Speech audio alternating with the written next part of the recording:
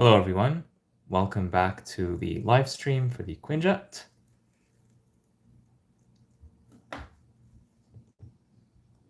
Throw something in the chat if you can hear me properly.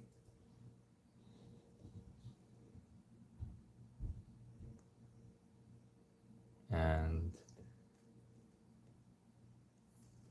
let's see here.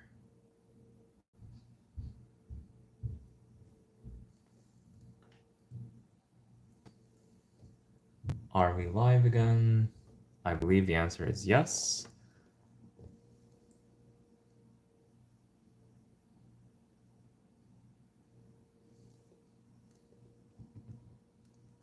Looks like we might be having some technical difficulties. So if you can hear me, if you can see me, do say something in the chat. Because on my side, the thing flashed, it went away and it came back. I'm not sure why that happened. I see there's a big delay between when I do something and when I actually see it. I have the live stream on my laptop off camera right there. So let's see.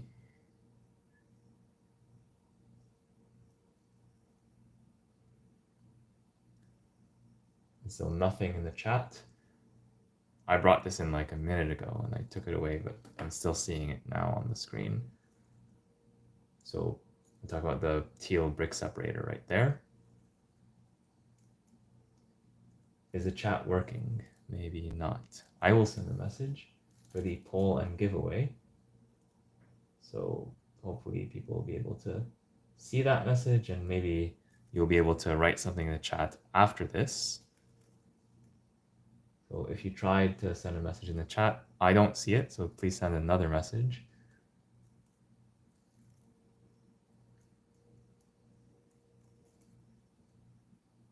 Is anyone here? Is anyone watching? It's really hard to tell because I just saw the number of people watching go down to 0, then to 5, then to 2. It's been going up and down a lot, and there's nothing in the chat. So I don't know what's really going on, and I know YouTube messes around with the numbers a little bit as well. So that is something to keep in mind. But nevertheless, I'm going to get started with bag 4. So just a very quick recap of what we did yesterday. We were building this set. We were building the LEGO Marvel Avengers Quinjet. Here's the set number and all the other set information right here. This is a set that came out on August 1st. I bought it on that day at the LEGO store, and I'm starting to build it without the instructions, bag by bag. Unlike with most sets, here I actually started with bag 10, the last bag, and that is the stand. I built this first just so I can be able to use it later on. And in bag 10 we also got the Ultron minifigure, who has done really well with the nice silver printing. So that was pretty nice to get. No side printing, but still a very nice, very well produced minifigure. In bag 1 we got Black Widow along with her motorbike. It's another good minifigure to get. And we started building the Quinjet itself. So we built this part right here. And in bag 2, we built the part at the back. Bag 3 is this wing. I did say I was going to try to build bag 4, which is the mirror image of this, but I did not have the time, unfortunately. So that's what I'll be doing now. But it will be a lot faster because I can just use this as a reference and it should be very, very similar. So with that being said, let's get started.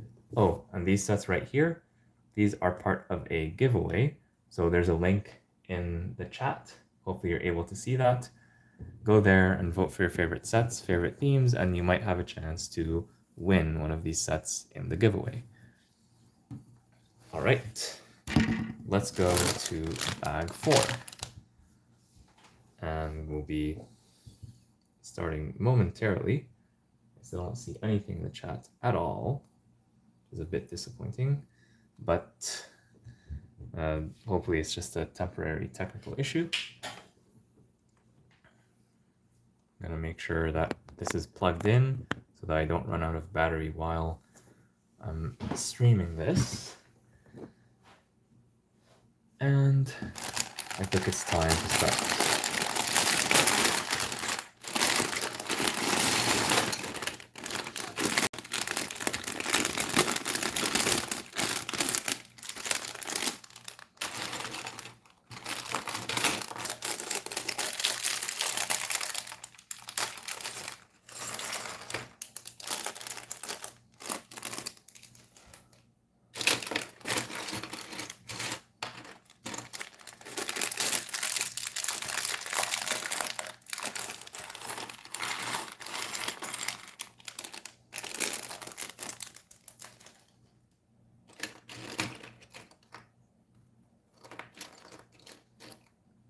can also get the Tony Stark or Iron Man minifigure in bag 4 as well. And if anyone can hear me, do let me know what you think about this character while I put him together. Yeah, there's the legs. Because I know he's quite a controversial character in the franchise. Very interesting, though. Very, very interesting. Comes with 2 expressions. This is his more human face, and this is the robotic face. Both have been seen in the movie, and you can choose whichever one best fits your preferences. And I do like this relatively new Iron Man. Can't wait to see the end product. Okay, so the chat is working. All right, cool. So basically, yeah, when he's in the Iron Man suit, this would be the more correct face to use. Yeah, that's a pretty good look right there. So if you're familiar with this character, let me know what you think about him. And if you're not, go watch some videos. You can watch either the full movie or just like some videos on YouTube that give you an idea of him. And I can tell you he's got some interesting ideas, that's for sure. And he has some energy boosts, just like a lot of the other superheroes. And same thing for the hands.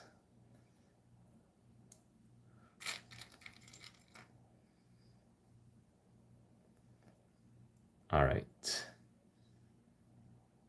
Cool. We'll put him to the side, and he's going to watch us build the Quinjet. And basically, we're going to try to do this, but mirrored. And we'll try to build it as fast as possible so that we can move on to the other bags. I do enjoy the build experience, but when you're building something for the second time, it's less exciting than the first time because the challenge is gone, or mostly gone. If I were to do this whole thing from memory without referring to this, that would be more challenging, but it would take too long, and I do want to move on to the other parts. And as one of the commenters said, they do want to see the finished product as well.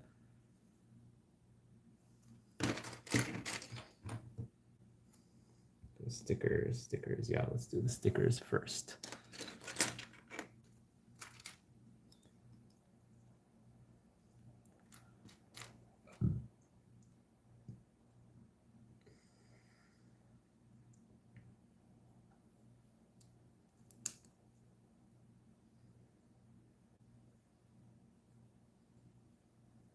Now the stickers are going to point this way instead of this way.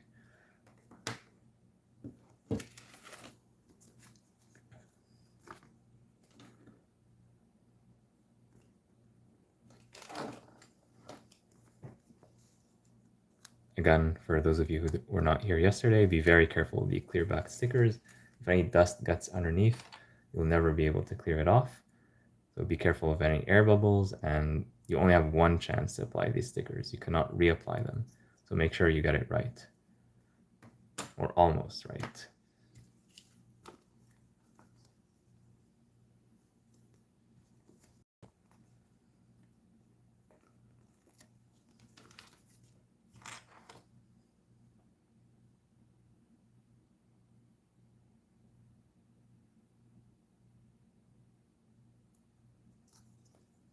Close enough, not too bad.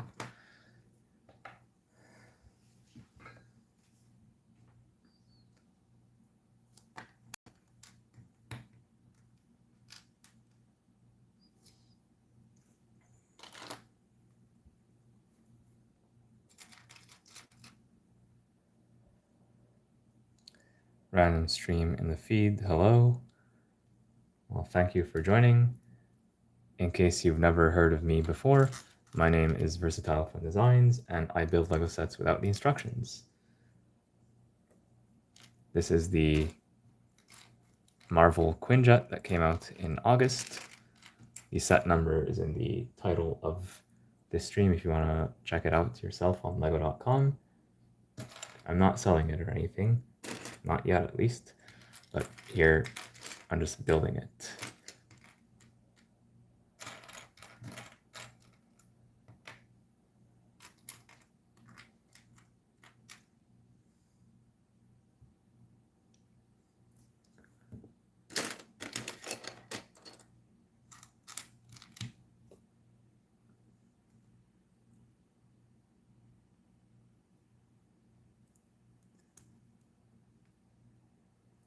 I'm guessing from your username you're a big Marvel fan. I do have a Spider-Man set that I'm going to be building later on as well, the Spider-Man train. But that one's going to be after this one is done. Probably not today, to be completely honest, since this is quite a large set.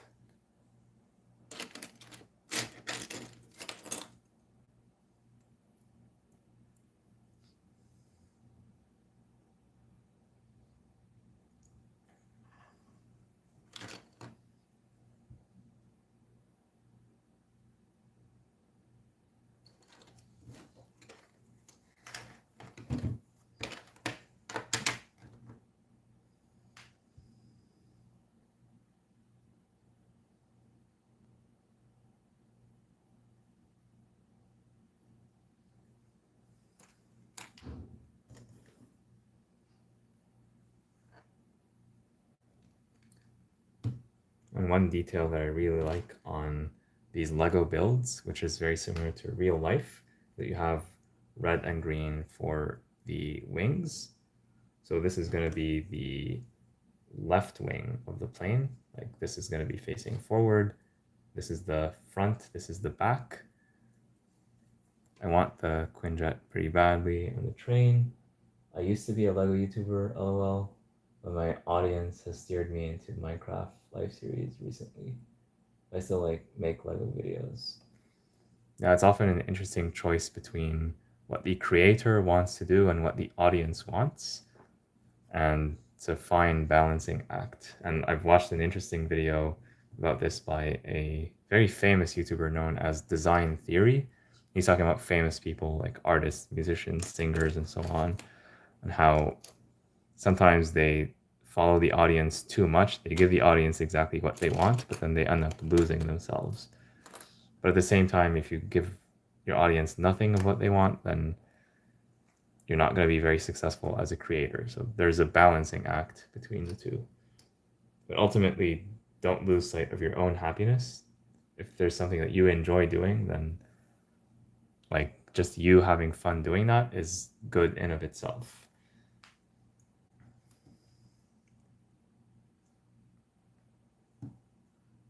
I got 2.5k subs from the other thing though. Yeah, I mean that 2.5k, that's not a small number. That's not a small number. So yeah, like if you enjoy the other stuff, then that could be a good thing, right?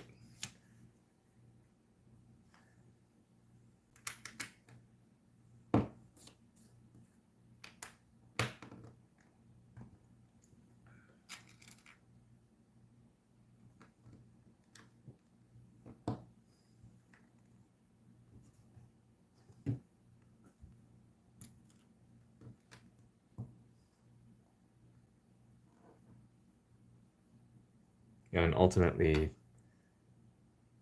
how you build the parts you can't see, you just guess. Yes, that is part of it. So part of it is guessing, part of it is using the process of elimination. So I do use the 3D view to look at the, can I have a shout out? Okay, so I'll answer the question first. So basically the way I built this and bag 4 is the same as bag 3, but just in mirrored or reverse. Basically, I'm able to see this from most of the angles and figure it out. And then the stuff that I cannot see, I leave it to the end. So for example, I left these parts that are underneath till the end when there were only a few pieces left.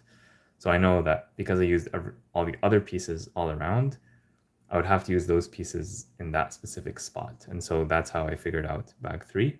Now that I have this, it's going to be very easy for me to build this because I'm just going to be copying and pasting from here with very minor differences, like this red light becomes green. Very minor differences between the two. Other than that, it's identical.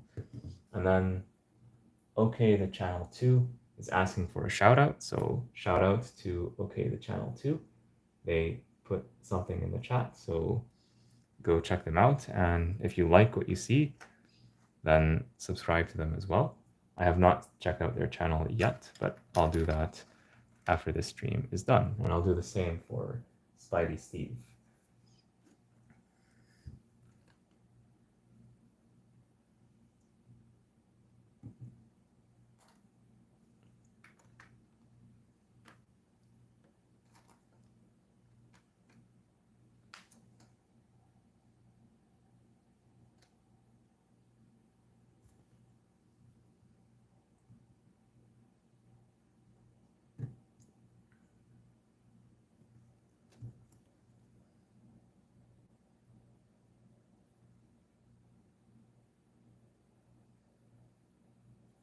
And then these wedges, as I said last time, they're very similar to each other, so it's easy to mistake one for the other.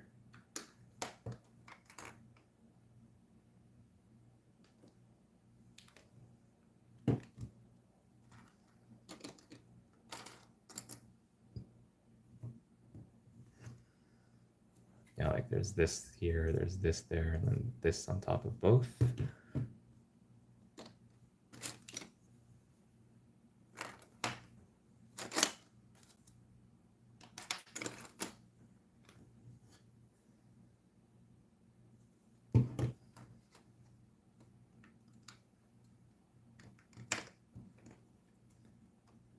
Now I do remember that this goes here.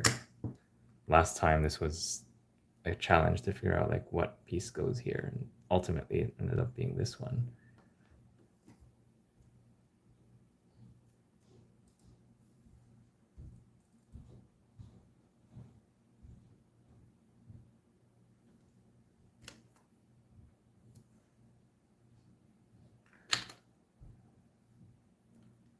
I believe this goes here. Yeah.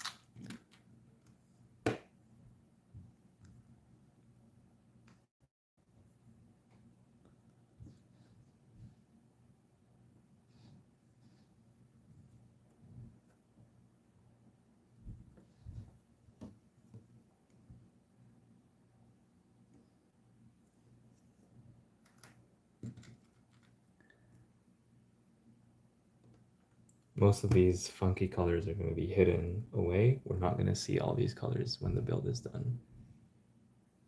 LEGO just likes to use these colors to help people build sets, especially if they're new to LEGO or just getting back into it after a long time, or if they have too many pieces of a particular color and they just want to hide those pieces in a particular build.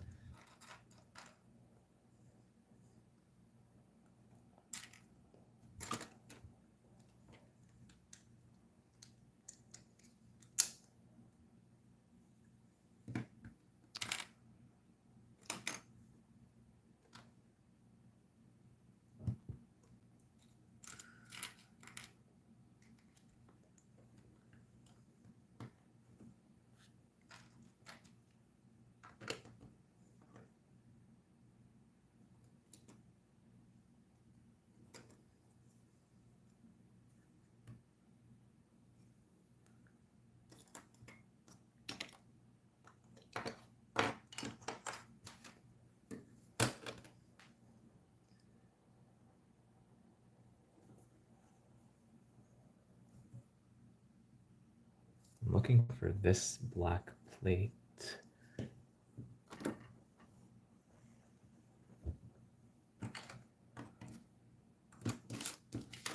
Oh, there it is.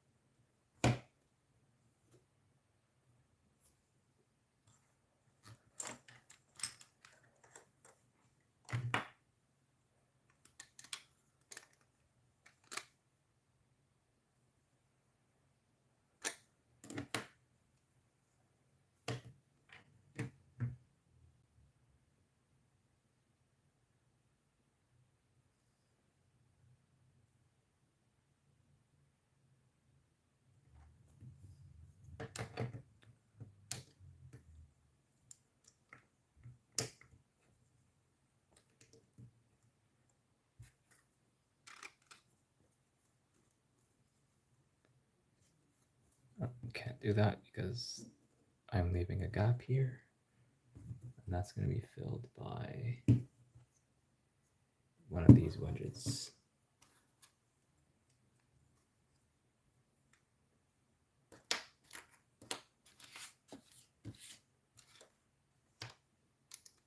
This one actually.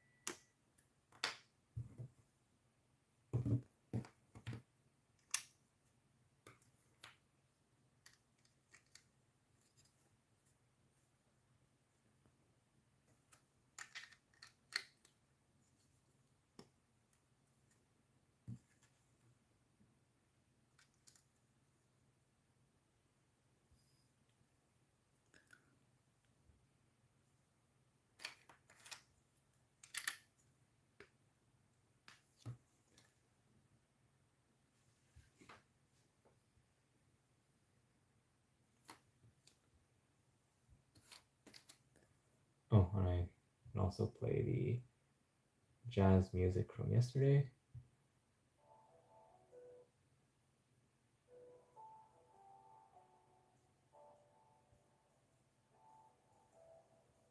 Just to give a bit more of a nice atmosphere.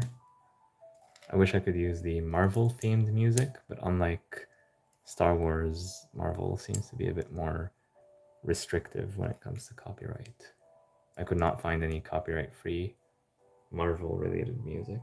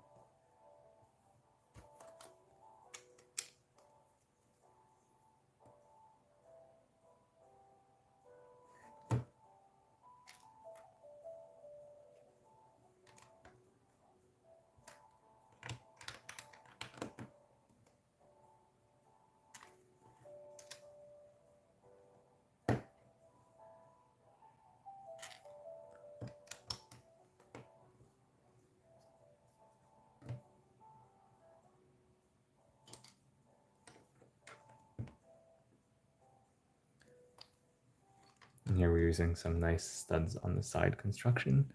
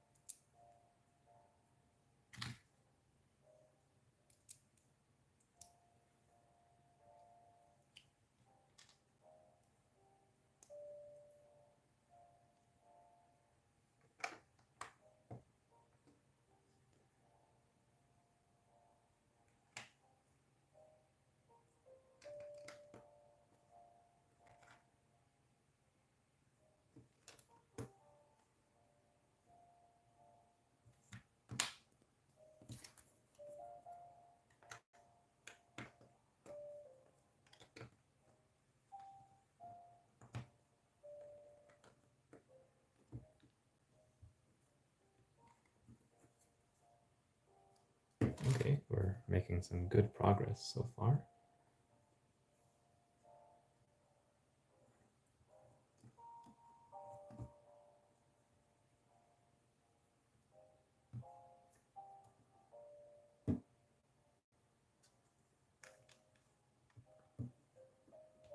I do remember this goes here.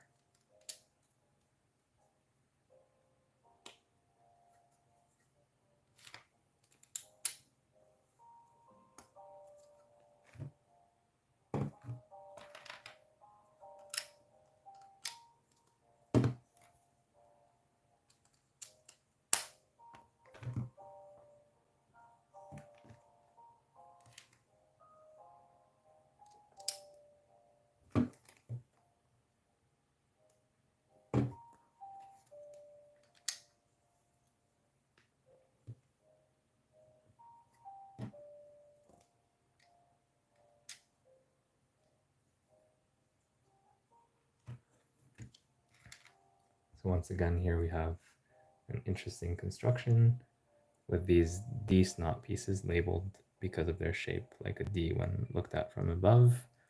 And then we have these special tile pieces. And we're going to attach them like this in the clip. And with a new clip, this is actually a legal connection, not illegal. It used to be illegal with the old clips. And then we're going to do 3 of these and attach them here, and they're going to have a very nice effect.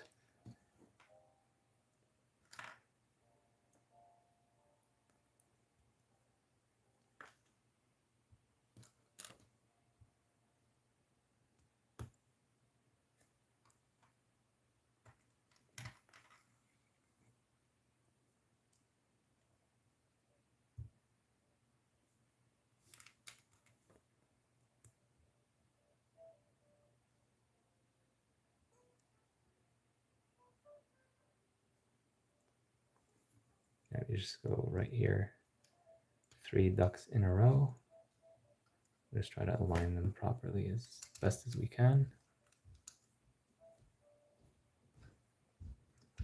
And this time I actually put the tiles down first because I know what I'm doing. Unlike before, we had to put these, remove them, put them, remove them, etc. because I did not know what I was doing.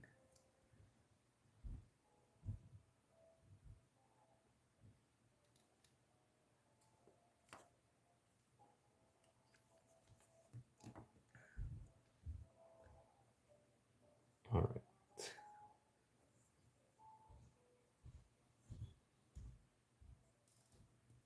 We just have a few more things at the front and the underside, and we'll be done.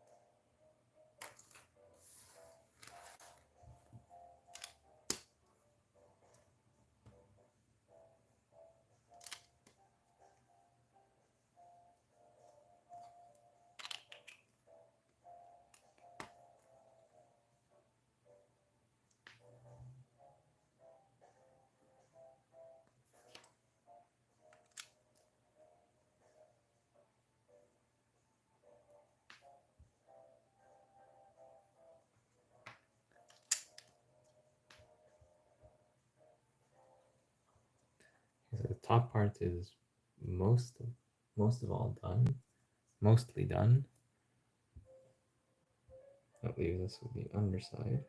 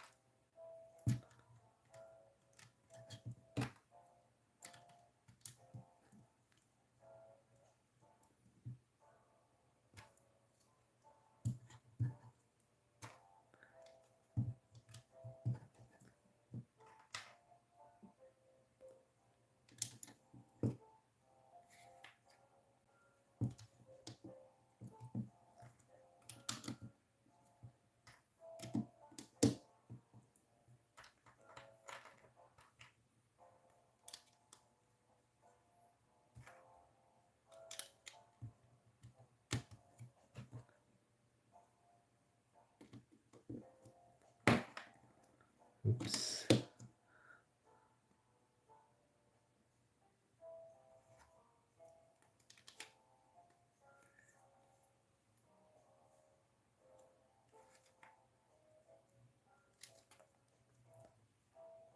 And for those of you who are not aware, I usually build things from the bottom up, but the reason why I put these last is because if I put them first, then the whole thing would be wobbly and more difficult to build.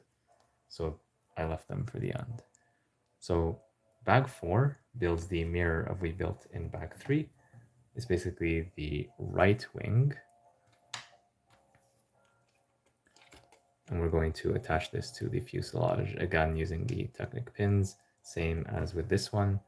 So essentially, like imagine this is the plane flying towards you. Actually, you don't need to imagine it. It's going to be something like this once it's all assembled. But before doing that, let's take a look at bag 5 and see whether it's advantageous to put everything together, or maybe it's simpler to work with the smaller chunks just to keep more of the build in frame. So let's see what bag 5 gives us actually.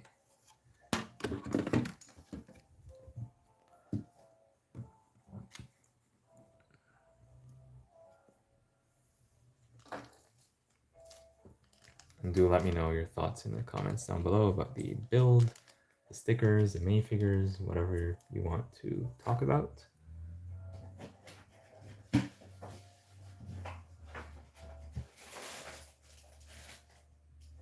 If you have not yet entered the giveaway, check out the link. It's one of the first chats in the live chat. You can still enter the giveaway as of the time that I say this.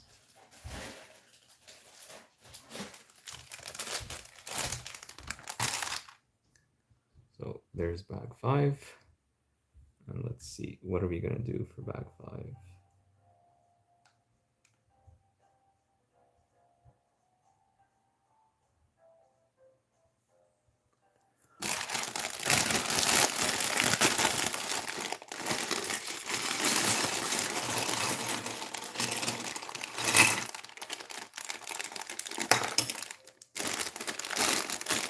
So the first thing I look for when I open a new bag is, are there any minifigures?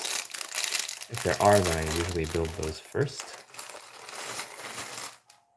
Then the next thing I look for after that, and here I don't see any minifigures, are there any pieces that need to be stickered? So if there are any tiles or big bricks that have large flat surfaces that could match what we see on the sticker sheet, then that would be a hint that that's something that we need to apply stickers to. So do we have any stickers in this building phase? Let's have a look.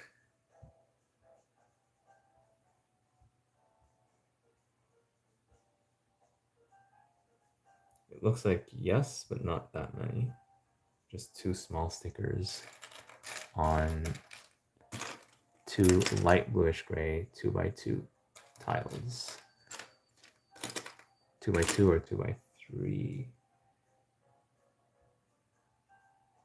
Actually, it's these pieces right here that are going to be stickered, interestingly enough. And because these have an orientation with the clips on one side and not both, the direction of the sticker matters. So we got to think about it, make sure we get it right. So the stickers in question are these ones right here. The stickers themselves are, well, they also have an orientation, but they're symmetrical from along this axis and not this one. It does make things a little bit easier. And ultimately, we want these vents to be in the corner here and here. So let's do that.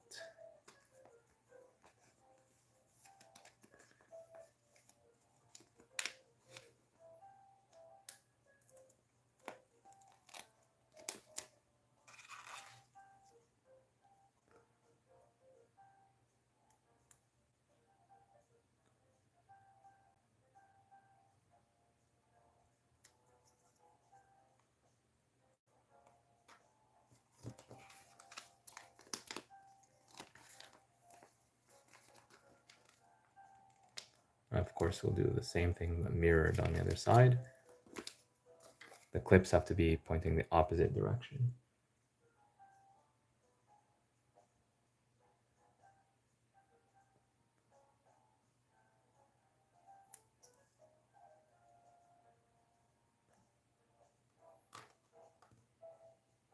All right, that was not so bad in terms of stickers for this bag.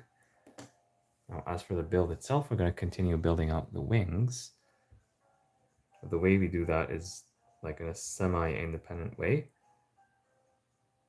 And then we'll be basically attaching those parts to the wings. So we can actually do that without having the other pieces, the other components so far.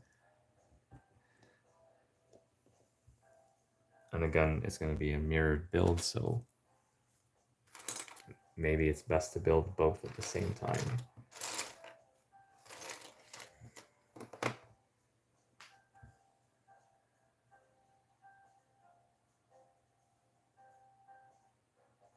For now, I will ignore the undersides just to make it easier to build on top of a flat surface, but I'll just bring out those pieces so I'm aware of them.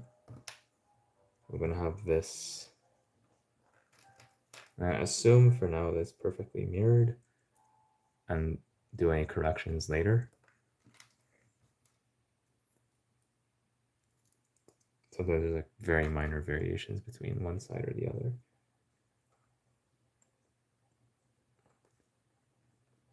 In this case, I do know like red versus green, that I already know.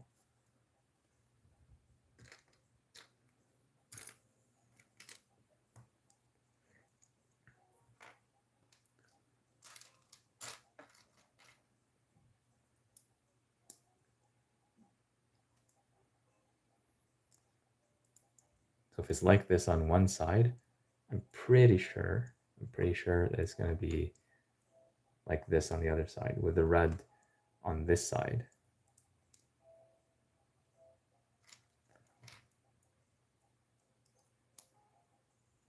Yeah, this way they would be mirrored.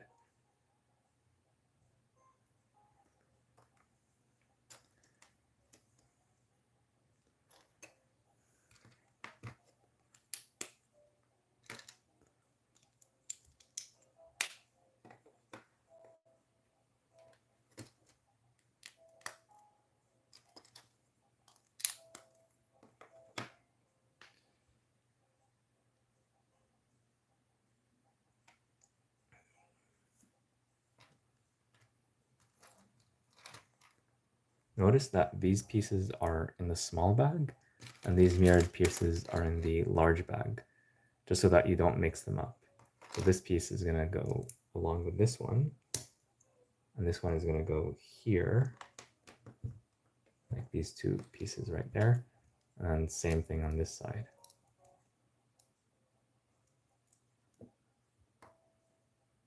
Oh wait, these are actually different. So this one, we'll hold on to it for later. And then this will go here.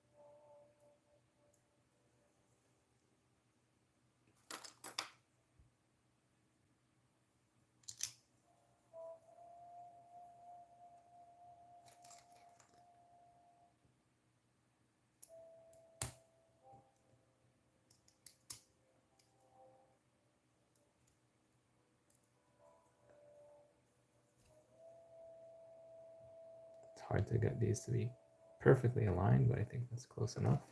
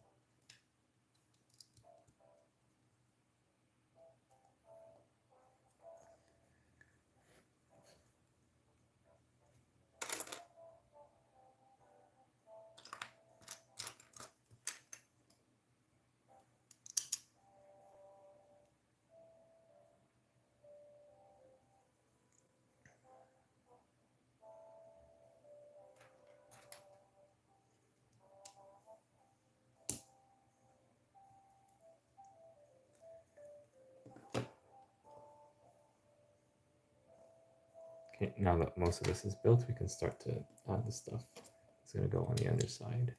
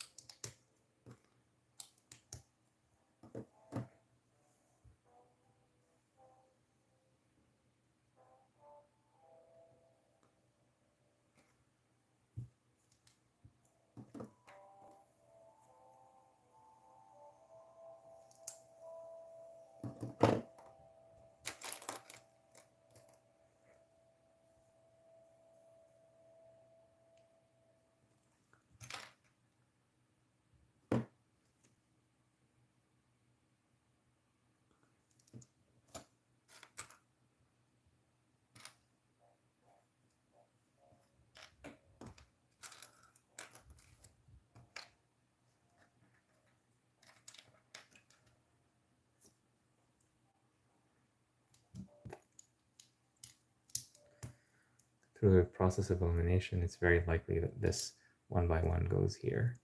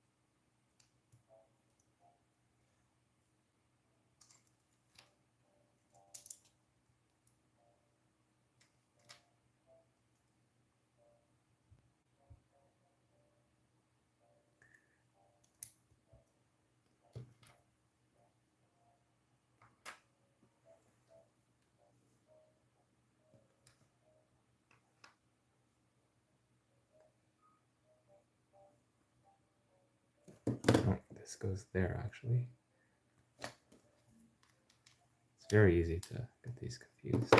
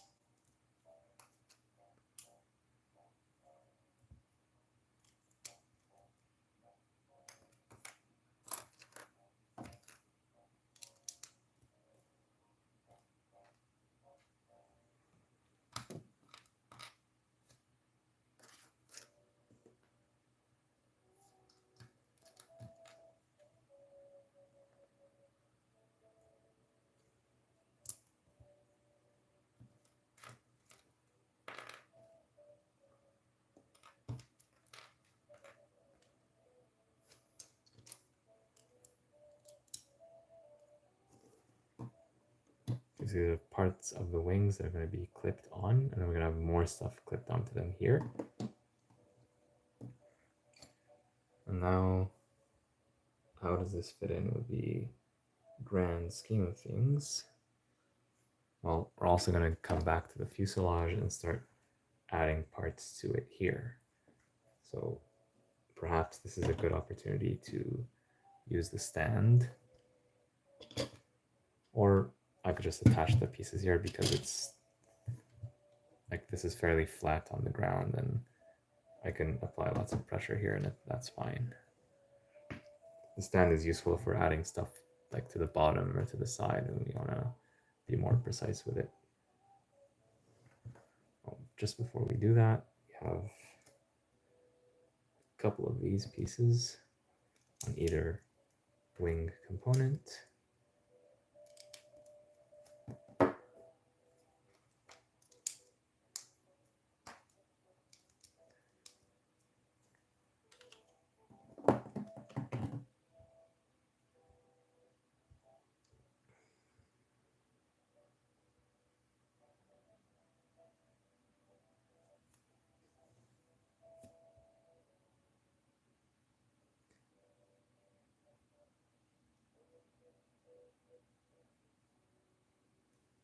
And it does look like we're gonna lock the wings and build on top of them, so we have to attach the wings, or at least parts of the wings at this point. I tried to delay that for as long as possible, but it looks like now is the time to attach the wings in place. So it looks like they're going to be more secure in place than I first thought, and not modular. So here's how the wings attach to the main build.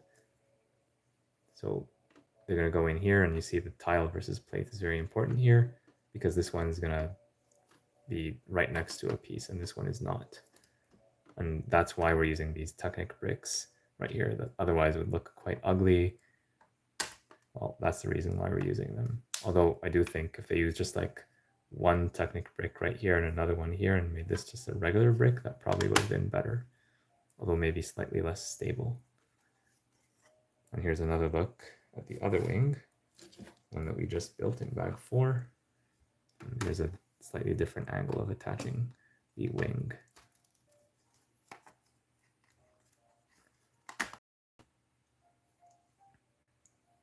Yeah, so now it feels quite heavy with all the stuff attached. And we're going to now build on top of this.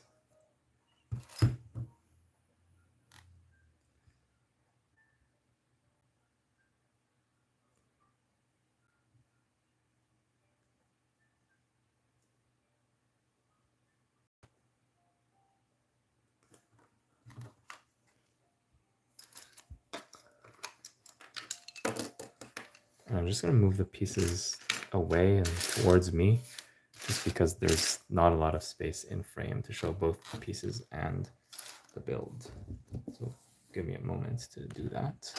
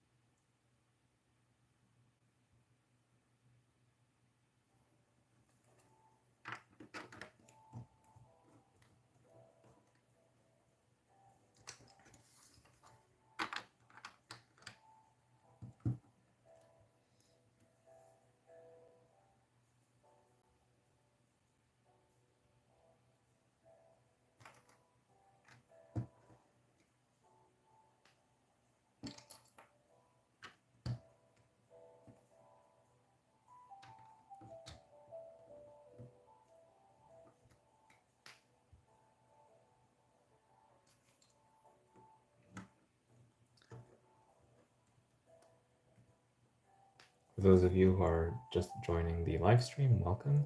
I'm building the Lego Marvel Avengers Quinjet, currently doing bag 5, and I'm building everything without the instructions.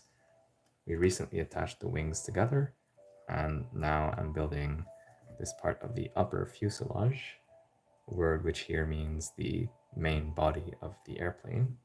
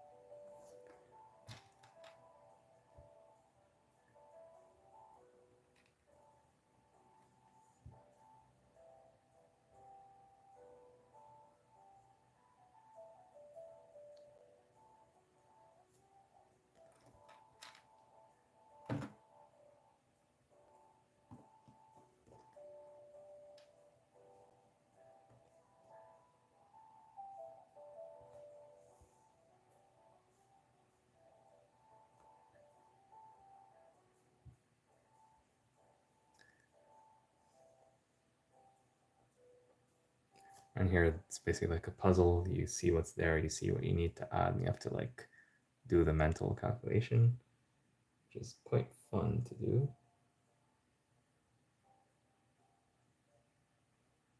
And there's a couple more stickers to apply.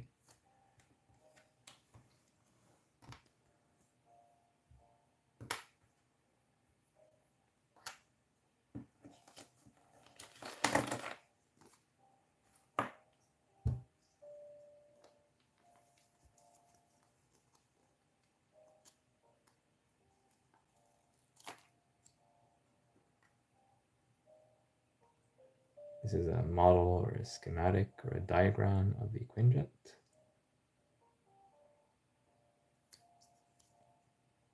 A little bit off center, but not a big deal. And the other one is an alert for Ultron, probably.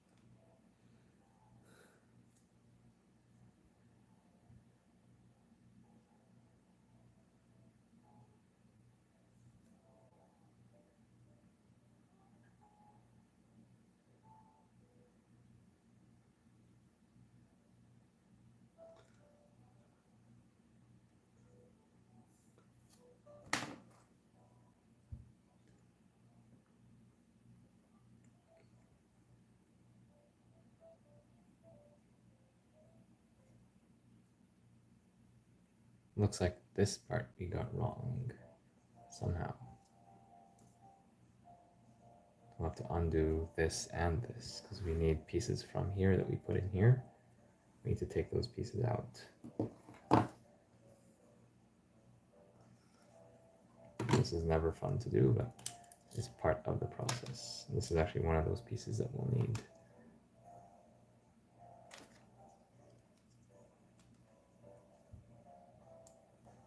And also, surprisingly enough, this piece right here, the 1x1 piece,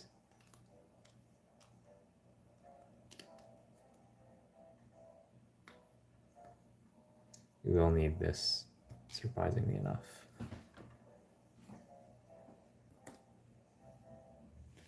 Now, this is supposed to go here, but I don't know how that's possible with this black piece, so we might be off by 1 here.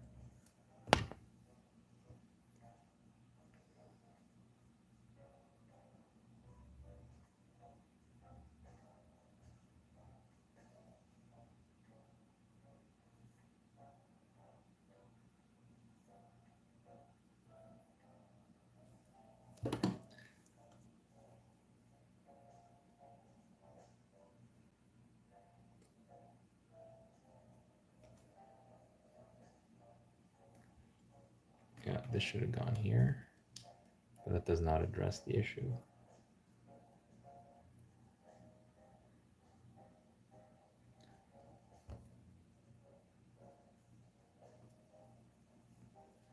This is here, then this cannot be here.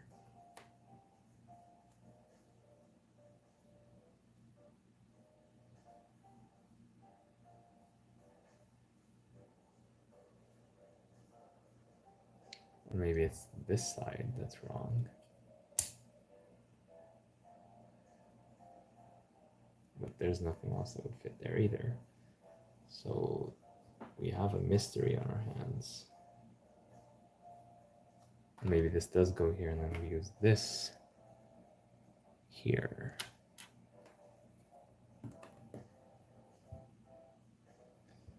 Let's take a closer look.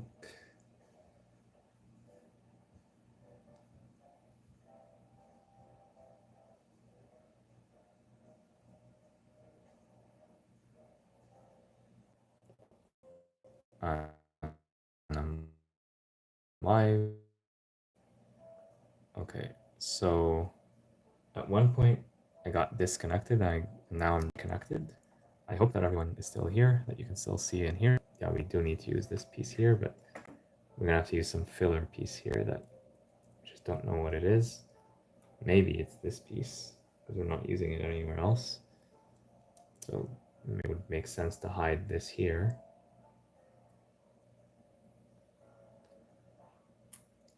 And then we could just redo everything.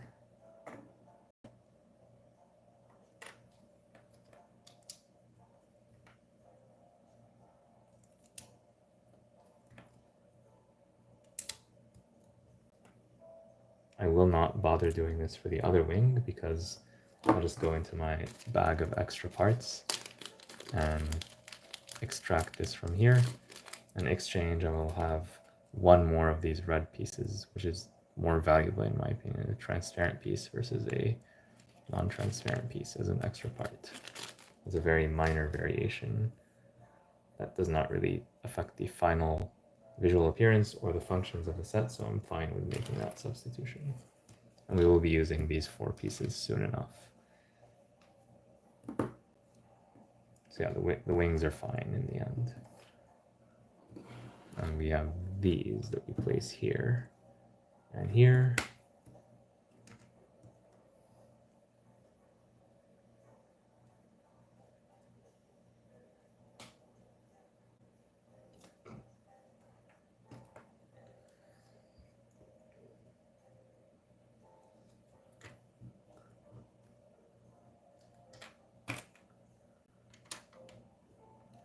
I wonder how many design iterations this thing went through, because it's not easy. It's not easy to design something like this, I'll tell you.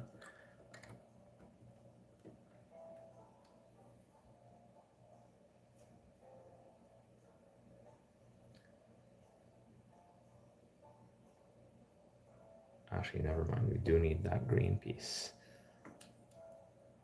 I'm starting to think maybe there's just no piece there at all, because there isn't another option.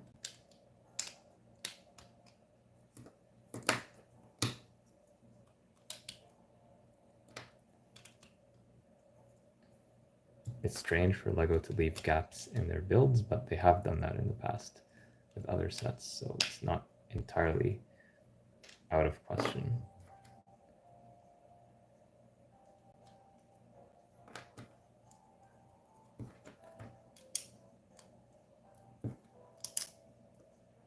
In the end, the gap is not visible, so I will not complain.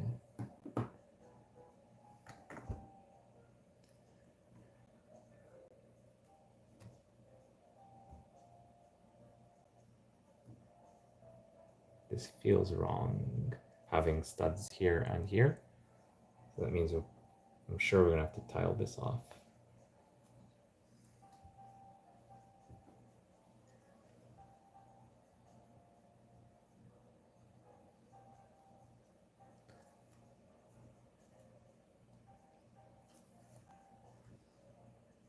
And sure enough, we have a bunch of these tiles.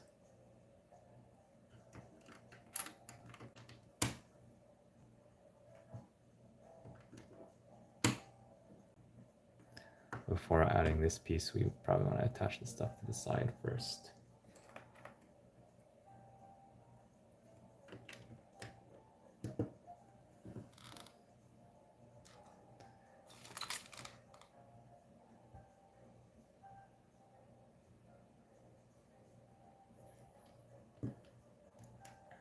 Okay, yeah, so the green is going to be on this side, and the red is no longer an extra, because we're going to use that on this side.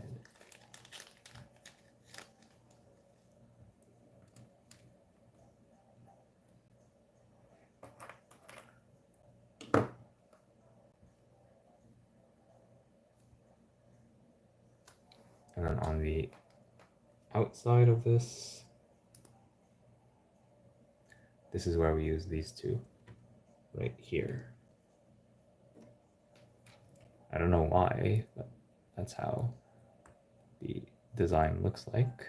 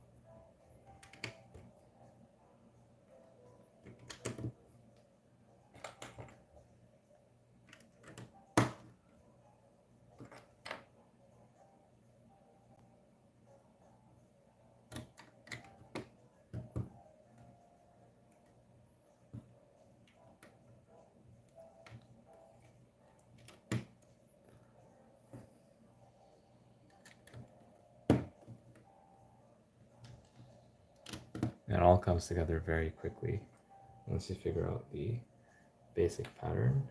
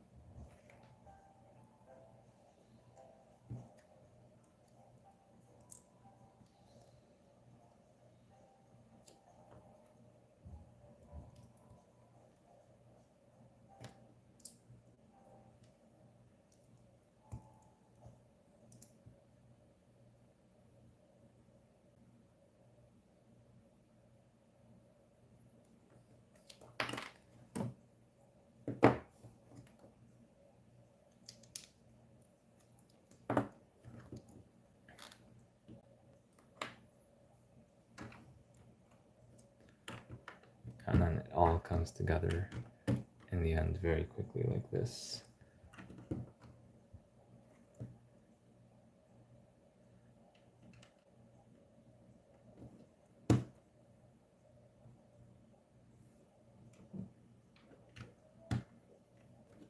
So in the end, bag 5 attaches the wings to the fuselage. We build a bit more of the main part of it, and then we add these parts to the wings, and these parts get clipped on right here.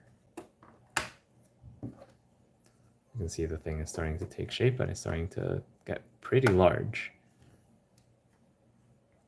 It's quite sizable, in fact. These are the only 3 pieces left at the end of this building phase. Oops, and I knocked over the thing again. I think it's very easy to knock over.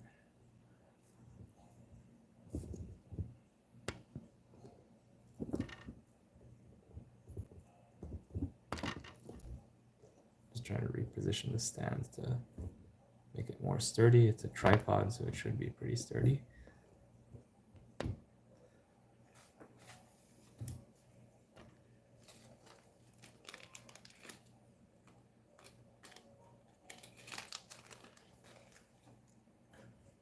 All right, so it's quite a sizable thing that we have here.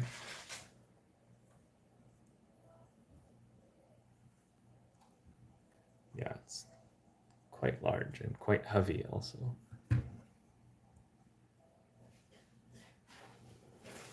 let's go to the next building phase, which is bag 6.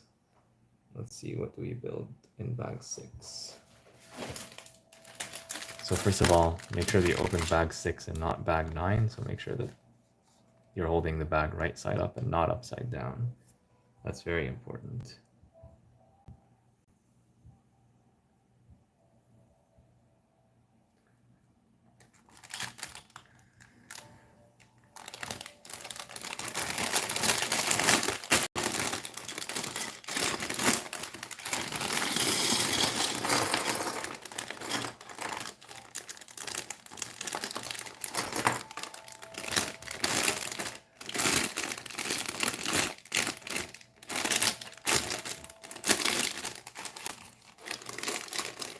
This bag does look smaller in size compared to some of the previous bags. Does that mean it's going to be easier? There's only one way to find out.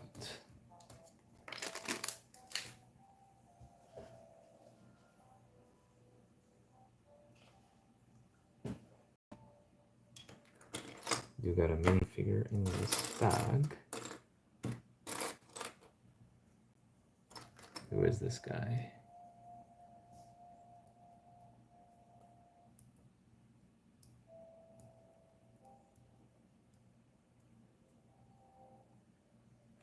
I believe this is Quicksilver.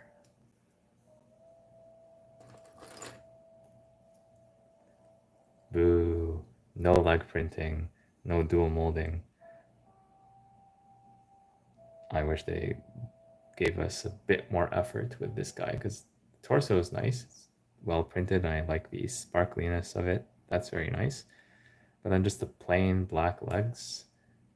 Come on, Lego. Come on. Sure, they could have done better than this. Like if it was like sand blue and black dual molded, I think that would have been so much nicer. Or if they gave us like some printed legs like they did with some of the other figures. And we see here that Lego does know how to print legs. Yeah, I've done it for Ultron after all, so why not for Quicksilver? Am I being unreasonable here? This is a set that costs 150 Canadian dollars or 130 US, something like that. So I do expect a bit more in terms of the minifigures.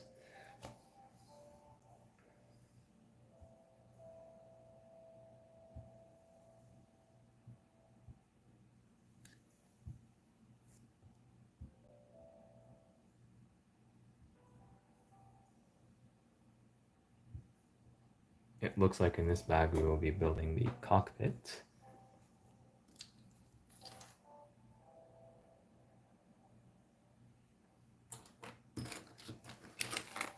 This will be the only sticker with the red triangle pointing up.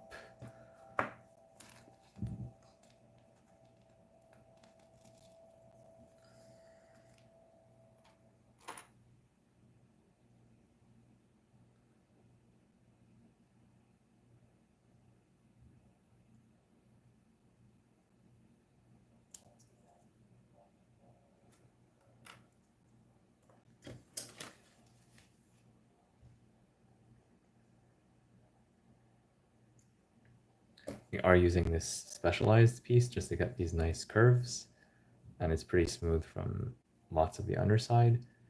Usually I don't like too many specialized parts, but here I can understand why they're using it. It's because it would be hard to brick build the angles on this thing.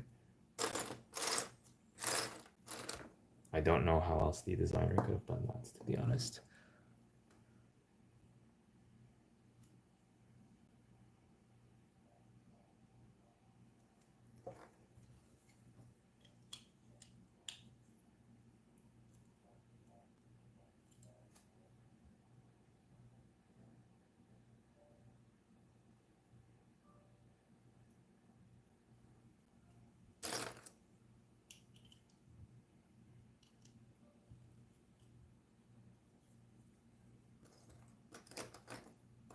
But then we have this stuff sticking out from here, so it's not completely sleek. I will withhold judgment until I see the final build, but this is strange to me at first glance. But it's not finished, so let's not jump to conclusions.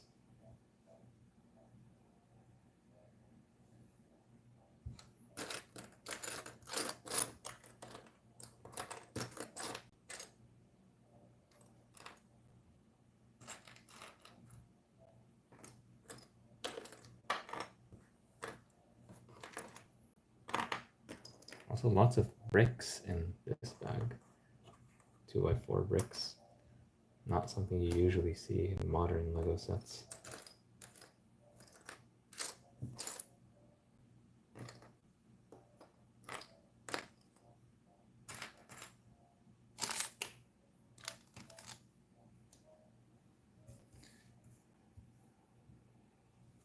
Sometimes a piece just wanders off. I'm wondering if that's the case here. Oh yeah, there it is. It was right under my nose.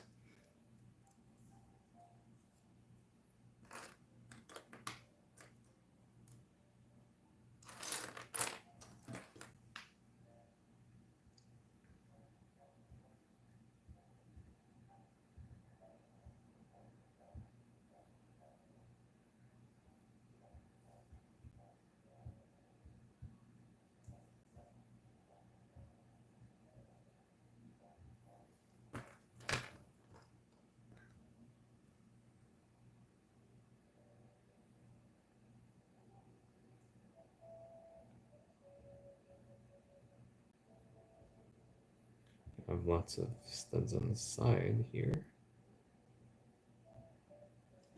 Oh, I want to fill these gaps. Is there anything we need to do beforehand?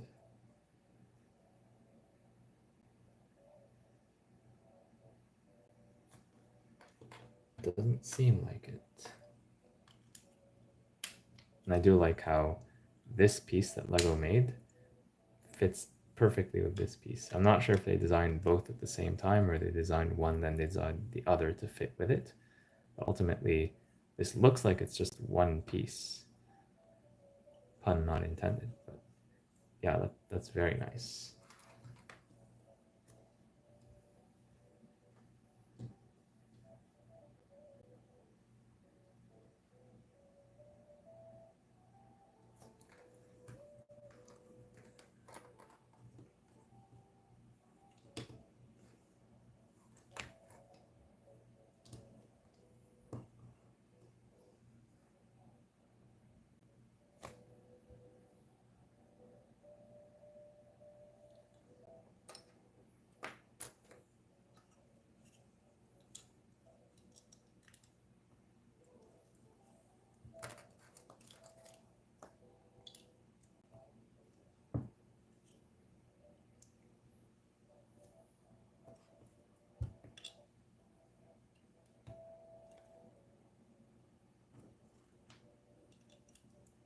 This is almost certainly going to get covered up because we're using these filler colors that usually do not appear in the final result.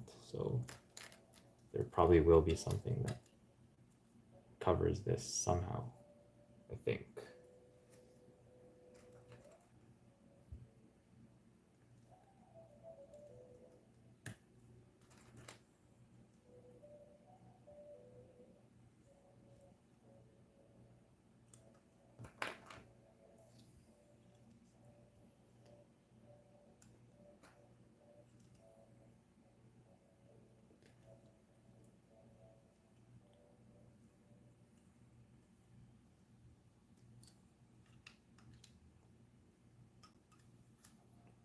Some good old bricks.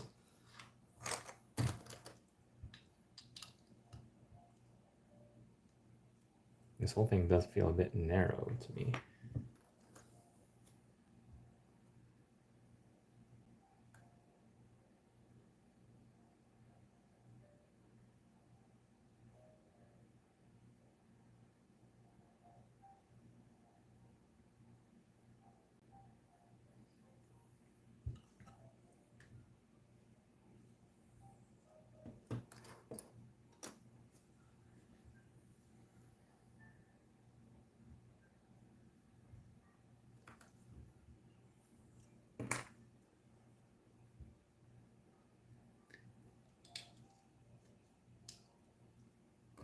We should start building the interior before we build all the walls, because otherwise it will be difficult to insert all the pieces.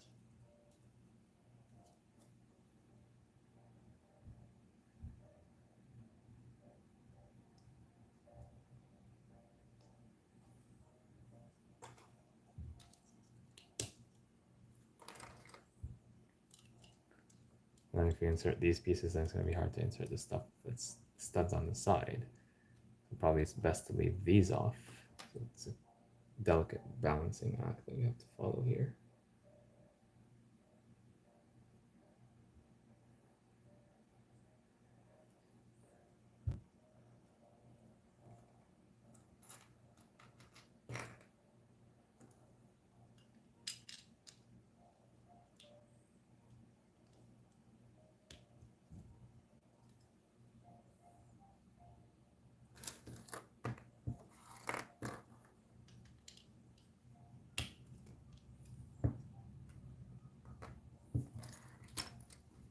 And this sand blue appears to be the seat. And where are we going to attach the cockpit? Well, it's going to have to come from here or here. Like by cockpit, I mean cockpit controls.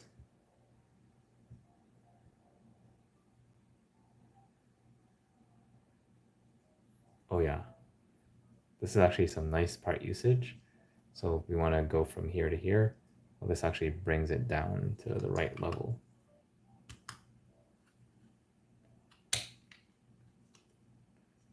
Although it does not fit, so we might have to adjust that slightly.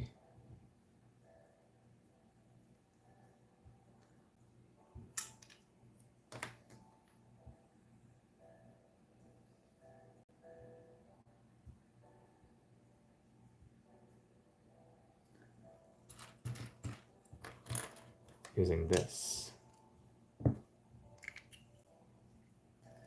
Yeah, just look at that. Basically, we're bringing it right in. Never would have thought of that. That's very smart. Oh, and we have a printed piece. This might be the only printed piece in this set, just like with the Krusty Burger from The Simpsons. Very few printed pieces and lots of stickers. Same thing with this set.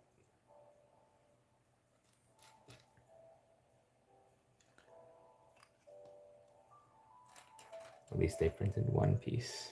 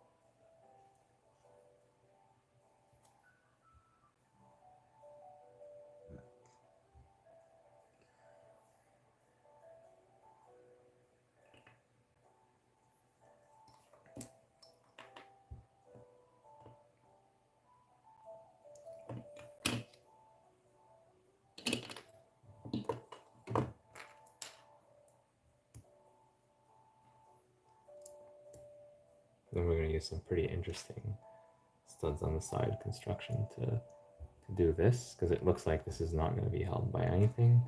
But just wait and see.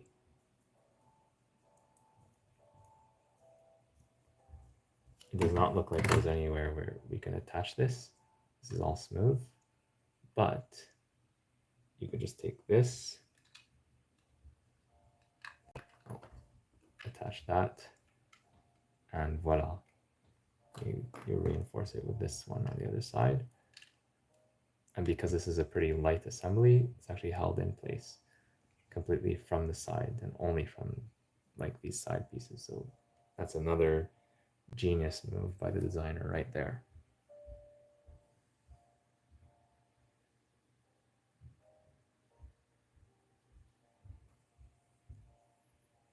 I don't know who's the designer for this set, but I have a few guesses based on all these fancy geometries that I'm seeing.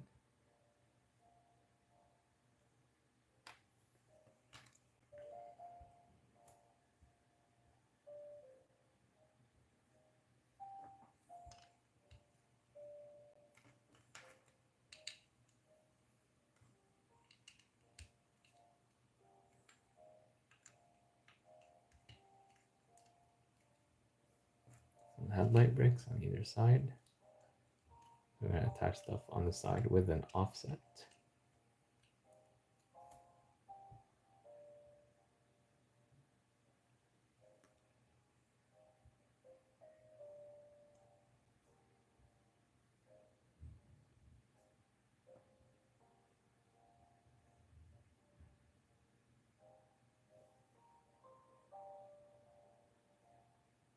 And then we have like these bricks actually. Very interesting.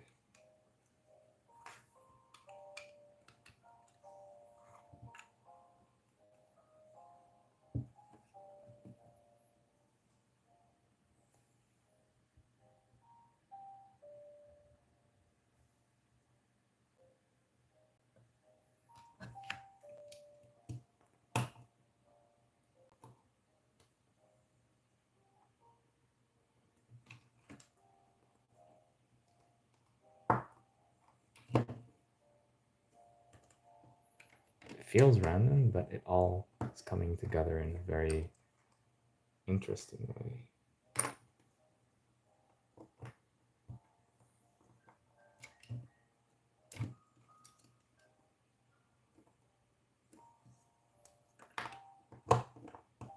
If you're building this with the instructions, you don't know what you're building, then basically you're like creating a surprise for yourself. For me, the surprise is more like, how do you get there? Because I know what the end result looks like.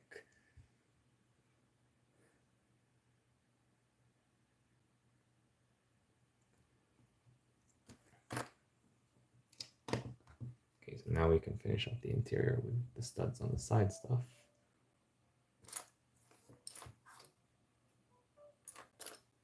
And it looks like most of the remaining pieces are regular system pieces that can be used just for decoration or greebling on the outside. So we're almost done with this bag as well.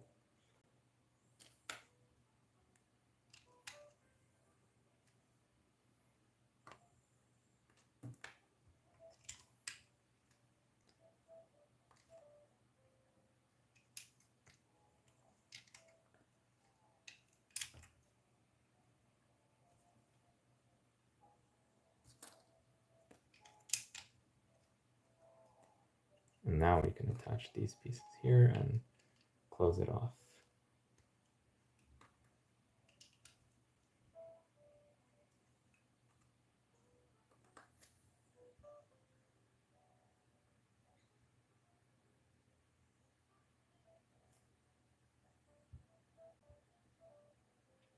I have a pretty strong hunch that these go here.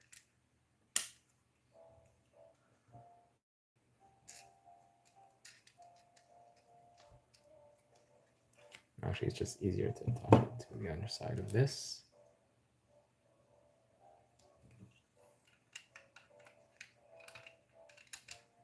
And there you have it.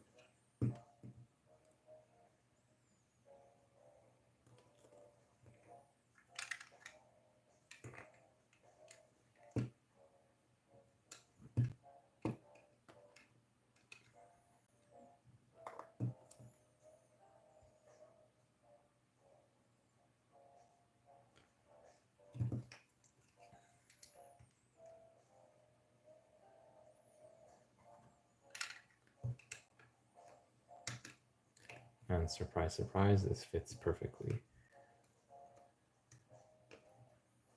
Very smart work by the designer right there, and I will take inspiration from this in my own custom creations if I ever have time to do that in the future. But yeah, this is smart. Using all these particular offsets to create just the right,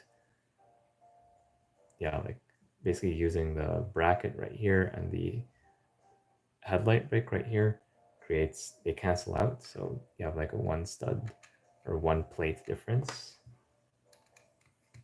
And then this piece naturally takes advantage of that. It's just so brilliant the way that the designer did this.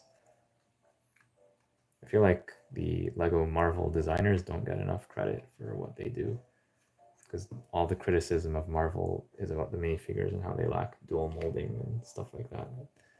The builds themselves are pretty good. Like, look at the Avengers Tower, for example.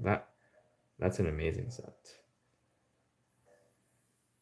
Not just because of its size, but also because of just the way it's built and like the accuracy to the source material, the design. If you've ever seen a Lego store, you'll know like, oh, that's the real deal.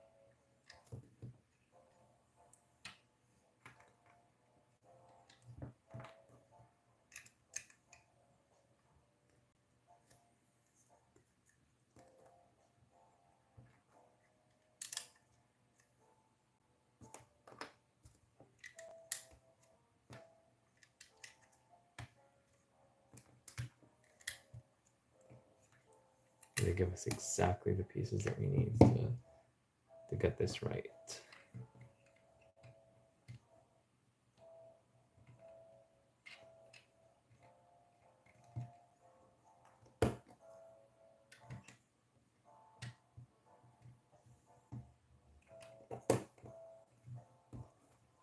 Just look at that.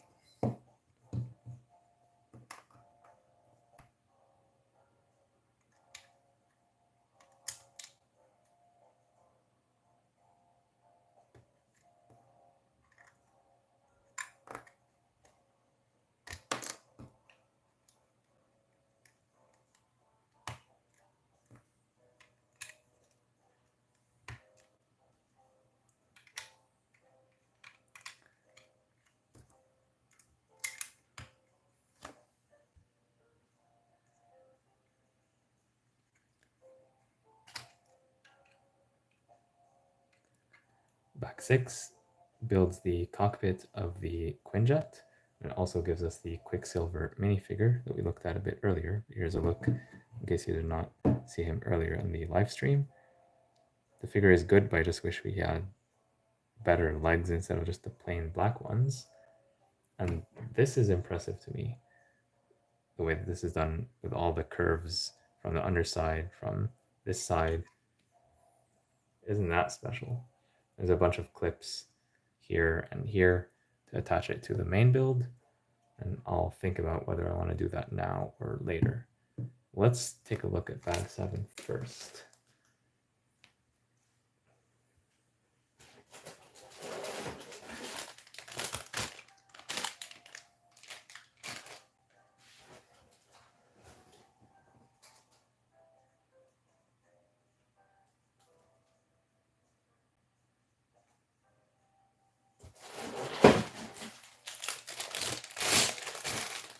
Still searching for bag 7.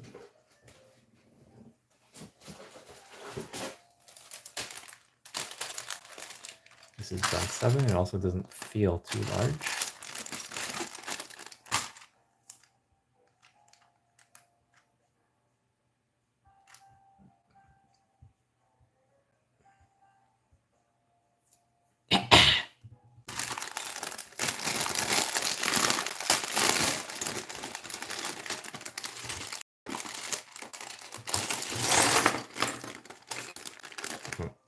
lots of tiles in this bag, and you all know what that means, right? Lots of stickers.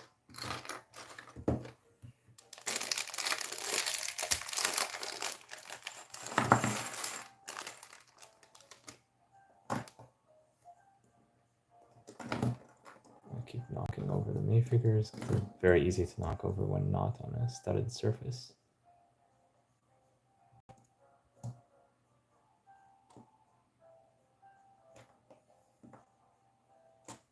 Does not look like there's a minifigure in this specific bag though, just stickers. So let's see, how many stickers do we have and do we need to apply all of them?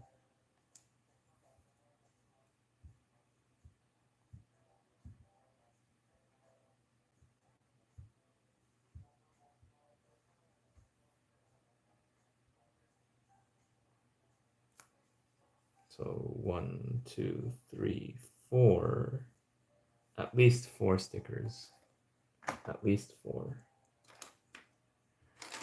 On this, probably this, one of those triangle pieces, or 2 of them, 1 or 2 of them. Yay, stickers.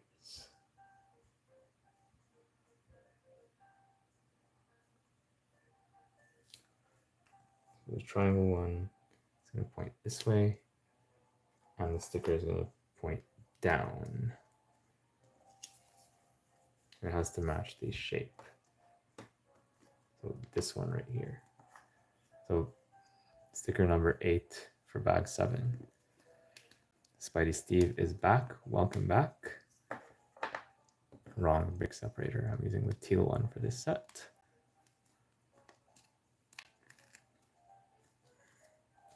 Yeah, now I'm on bag 7, and the Quinjet is taking shape.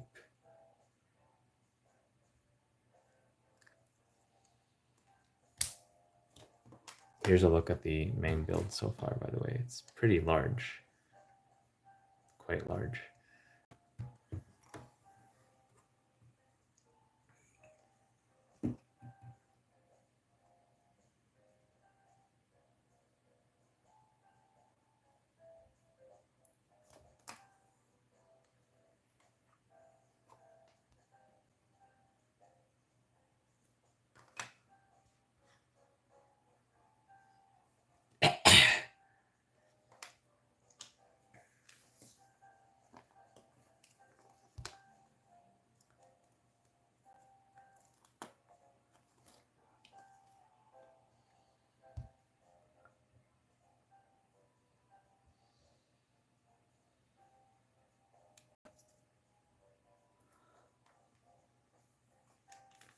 Now these larger stickers are a bit more dangerous. You gotta be very careful when applying them. I'll actually do this one first because it's lower risk in my opinion.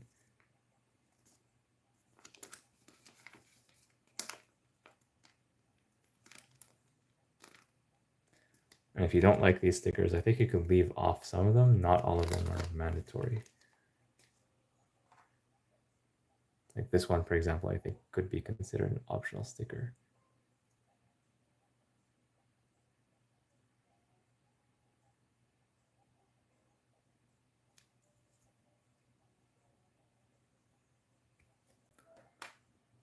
And yeah, I see those air bubbles, they make it look not quite as nice. You can actually use a brick separator to force out the air bubbles, but just don't be too rough with it because you could actually damage the sticker in the process.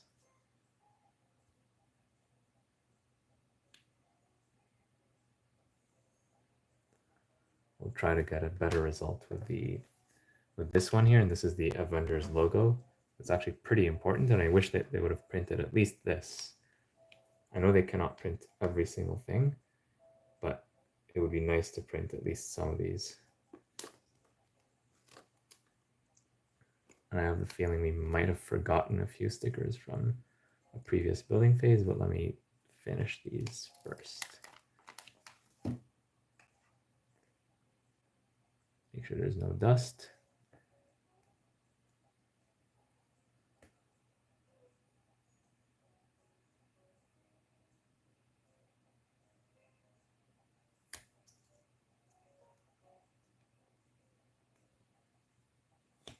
Okay, this one was not as bad. Still, I don't like the appearance of the clearback stickers, but it's not as bad as this one.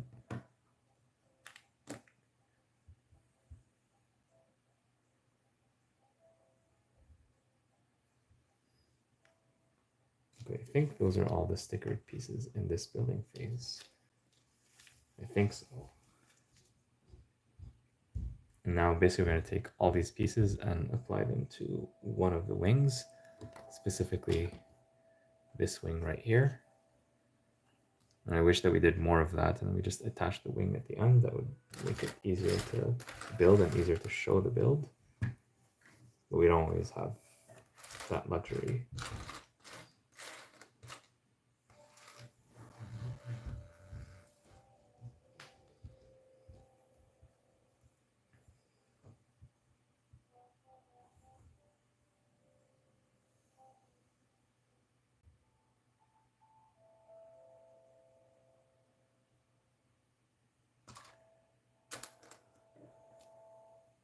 I'll actually start from the wing tip.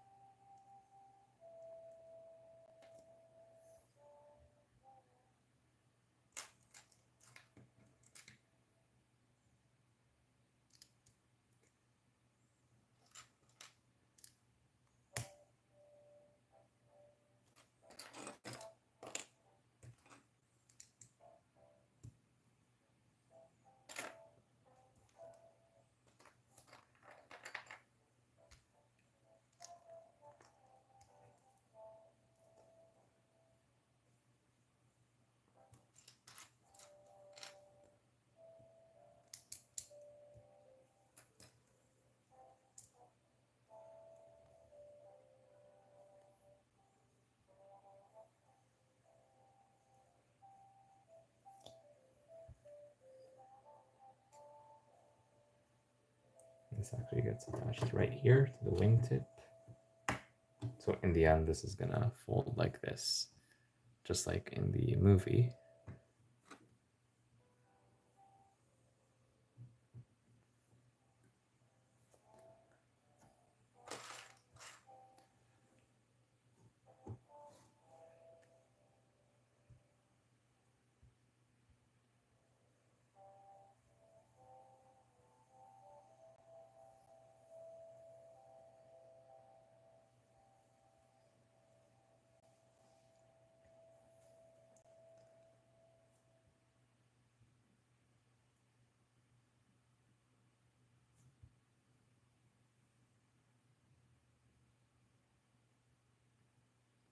So now I see that this is a bit less obvious than I previously thought, because we're not just going to be stacking these plates on top of this. They're actually going to be attached at a slight angle.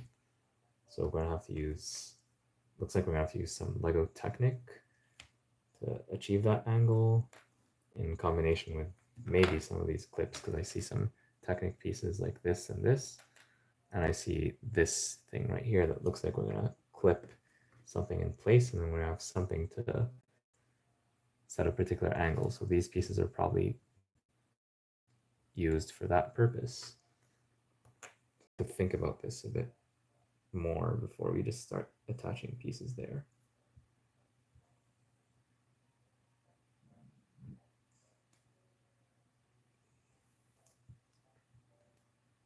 But we can put some of those sub-assemblies together because we know that like certain pieces are going to be attached to others for sure. So that's something that we can do.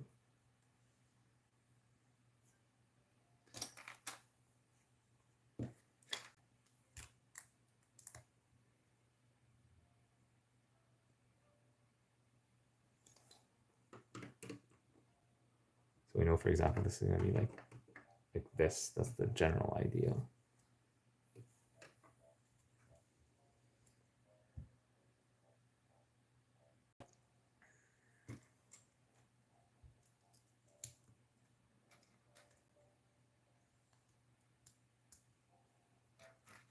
And again, this shows that even though I was interested in this model, I did not really do tons of research on it. I did not know that it would have all these interesting building techniques.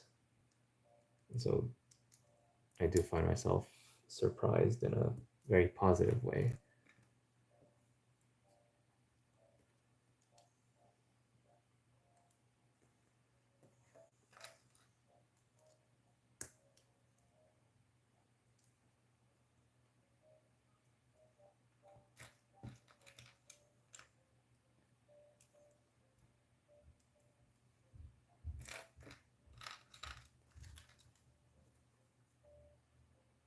The designer cooked with this one.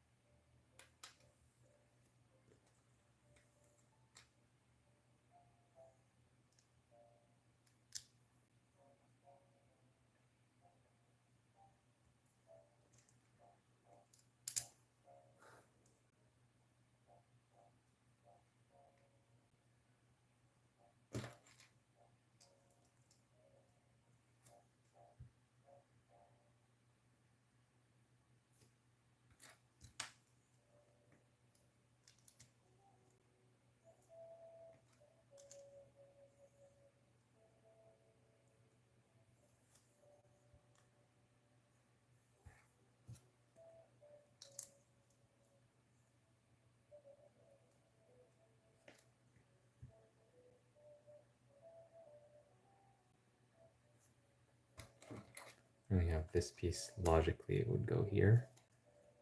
I don't see anywhere else where it could go.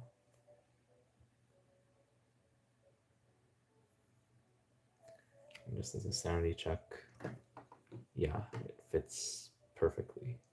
So, or actually, we could have this piece and this piece, or this piece in the middle. Either or.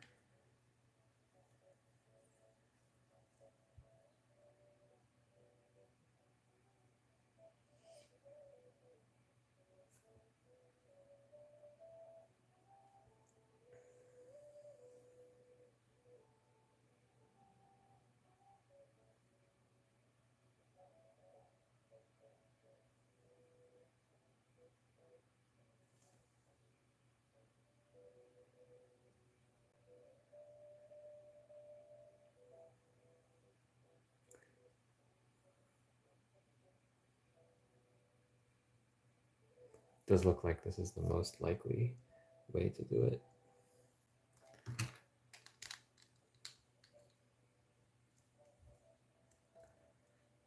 Oh, I hate these air bubbles.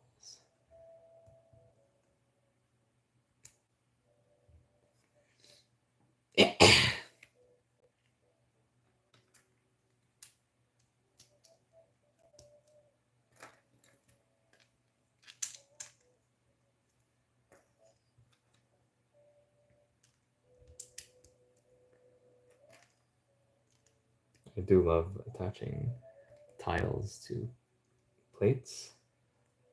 They're very smooth and easy to work with compared to regular plates or bricks that have the studs and can hurt when you press lots of them all in succession, one after the other.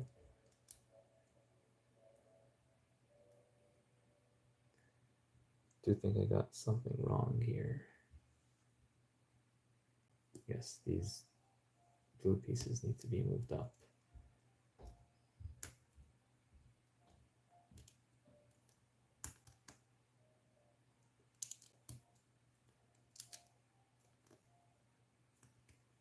You could use the edge of a brick separator to help remove tiles like this.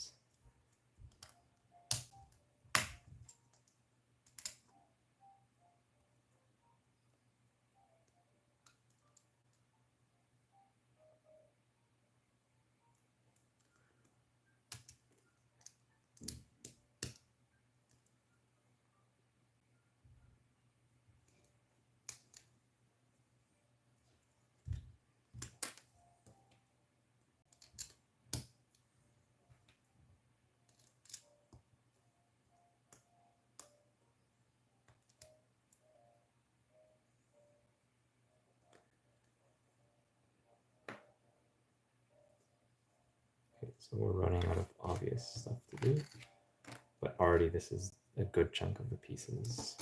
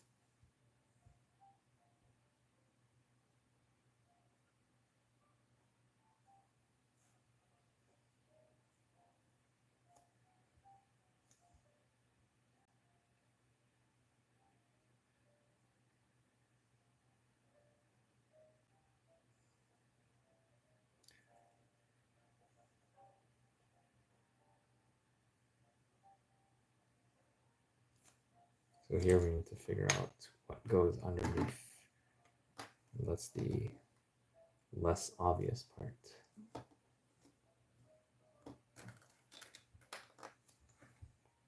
This is a piece, I'm not sure if I've seen this before, I might have. It's like a 1x5 bracket.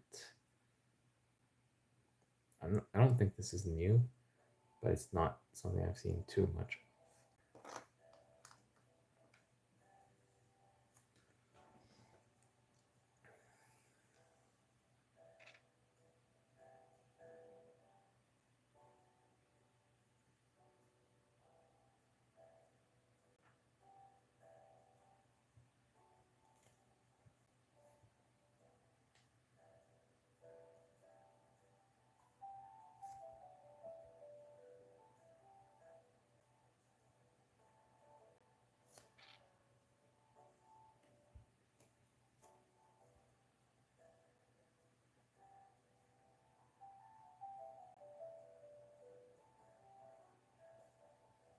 Looking at this from the back, we see things from a different perspective. Gives us an idea of what to do. We actually see some of the parts that end up being used.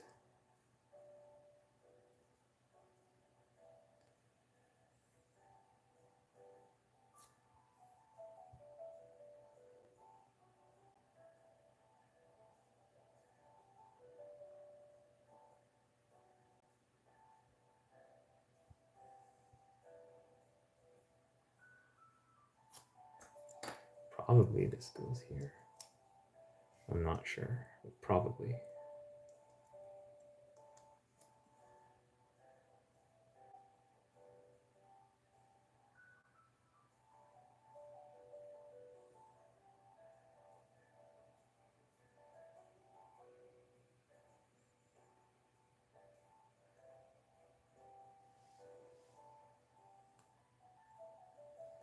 We'll try this. If this doesn't work, then we'll use this. It has to be one or the other.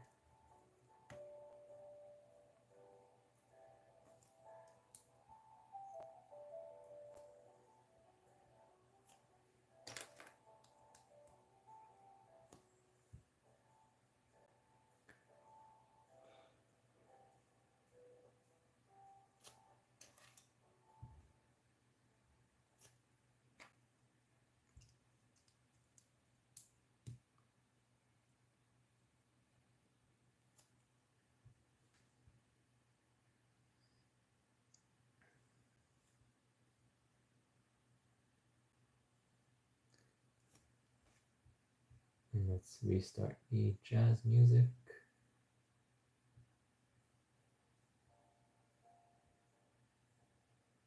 Stickers. Yeah. I just saw that chat message that just said stickers.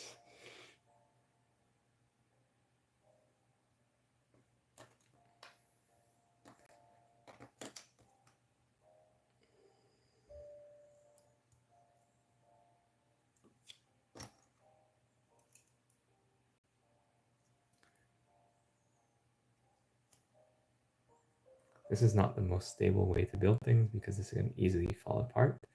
So if you're going to do stuff like this, be very careful. And be mentally prepared to put things back together when they do fall apart.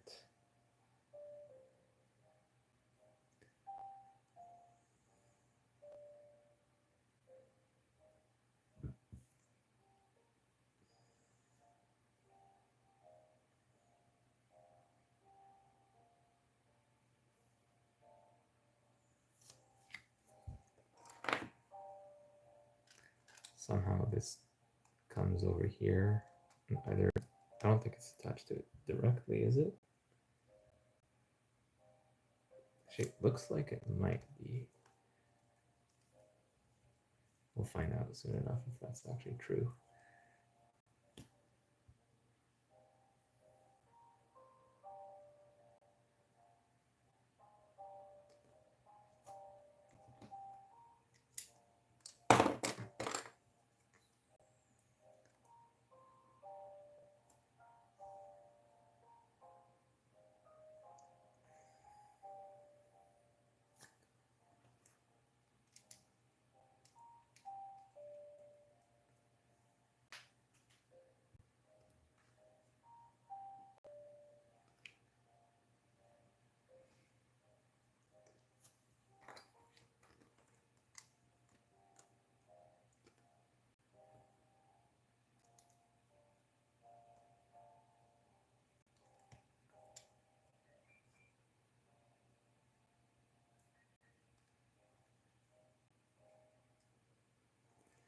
And once we figure out what to put under it, we're going to put the Avengers logo right here.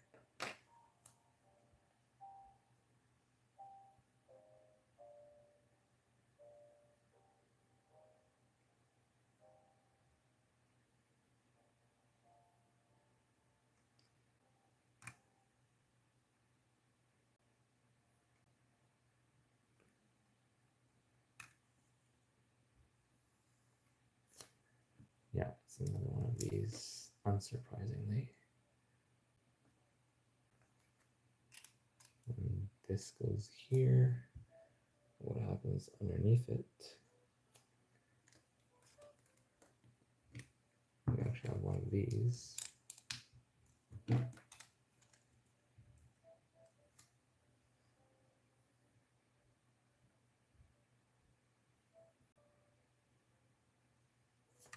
And underneath that, we have this.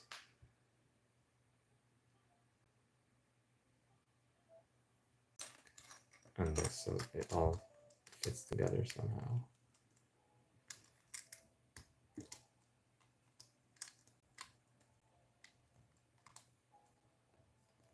Like so. Oh, well, yeah. This goes here. And this part, this specific part is done. Almost. We just need, well, eventually this is going to go here, but we're going to leave that till later once we figure out what comes after. We're making good progress.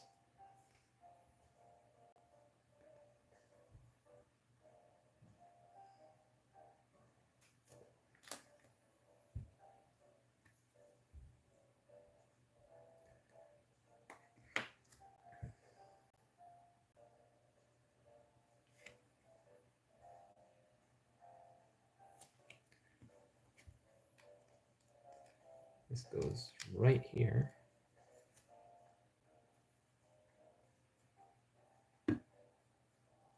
And Yeah, you see we've used most of the pieces so far. We still don't have an idea of what the final result is going to look like. How does this get attached, etc. But we will figure that out sooner or later.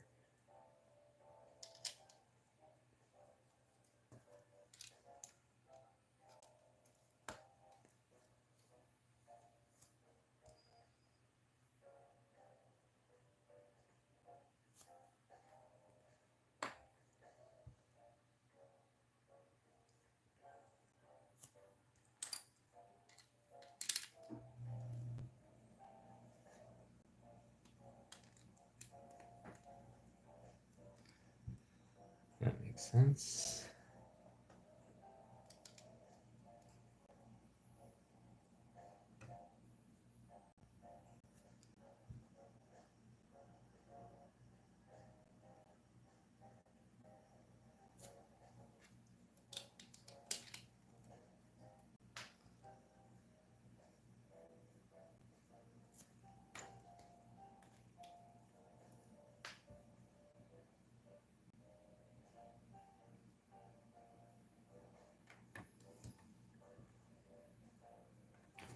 And we're doing something interesting with the Technic pieces. I'm going to take this and this, just the spacers. I'm going to attach them to, is it this piece? Yeah, it's got to be this one.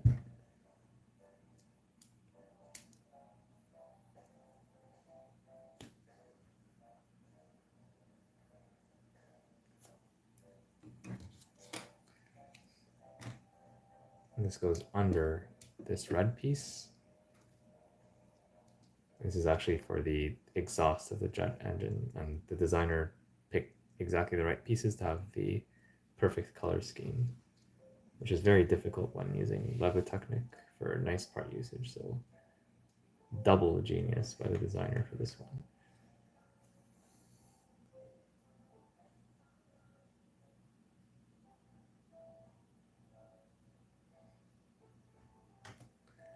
So just a few more pieces remain, and here they are in frame. And then basically we need to figure out how to attach it, but now it's clear we use those Technic parts for this, meaning the only way that we're going to attach this is with these attachment points right here, and we know now the general dimensions. So it's going to clip on right here. If we did our math right, then it will adjust properly in place once it's actually pushed inside. Or maybe not.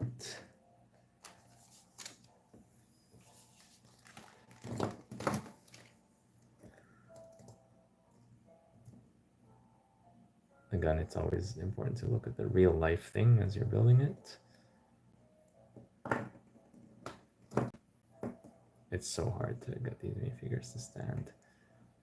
At some point I should just get a base plate and attach them onto it. But if we look at this from the back, we see we're going to try to attach something here, but then this thing already exists. So it looks like we got things a bit wrong.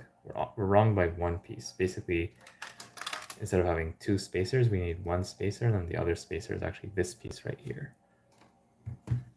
That's sneaky. That's very sneaky. This is actually an extra piece. Lego sometimes does that, so we'll save this for the end. But ultimately, the idea still remains the same. I'm gonna attach this with the clip, and it's gonna get somehow attached here at an angle, a very subtle angle.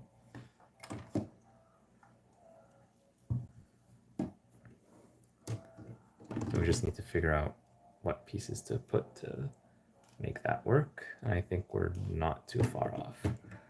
You know, this is 4 studs, 1, 2, 3, 4. So we're gonna have to do the same thing. Basically, there's gonna be 4 studs difference. So then this has got to be somehow like this or something similar.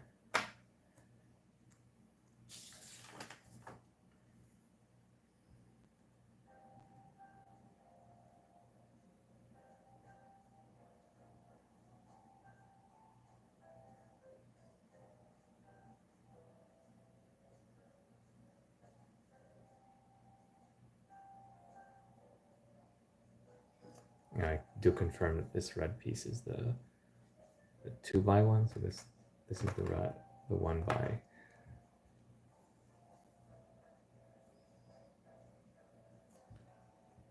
And this one is done such that it extends by a certain number of studs. 2. So it has to be here. And that fits perfectly. So our math is right. Yay.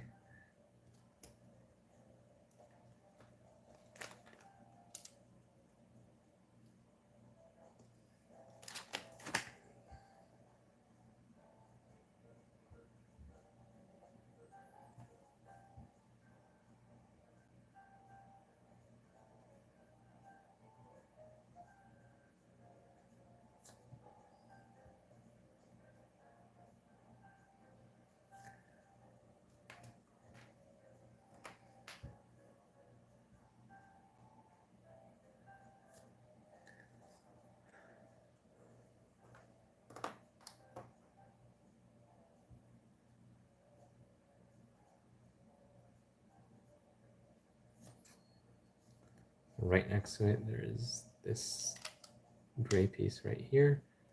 It has to be this long one and not this, because this one is needed here. It's the only 2x dark bluish gray piece, so it cannot be used here.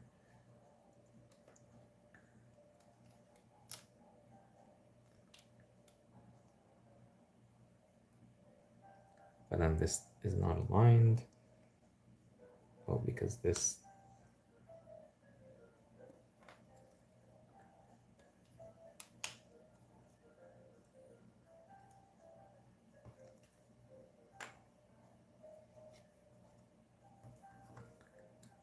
is something, not quite sure how, but it's going to be this piece that's oriented either this way or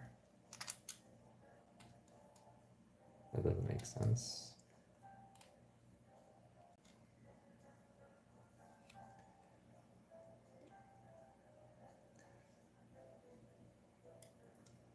This is probably what it's like.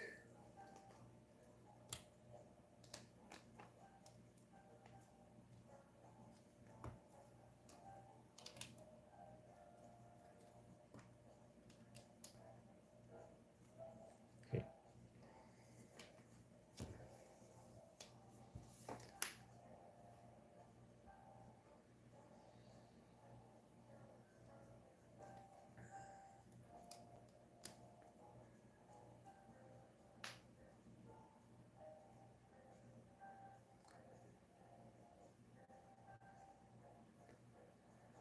That's not what we want to do. And also we need that gray piece here somehow.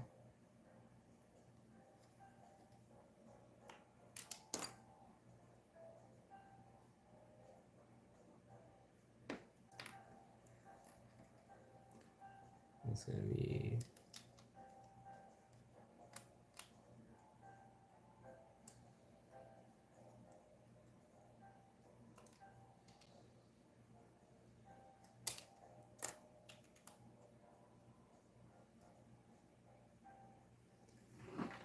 this is a mystery to me because this has to be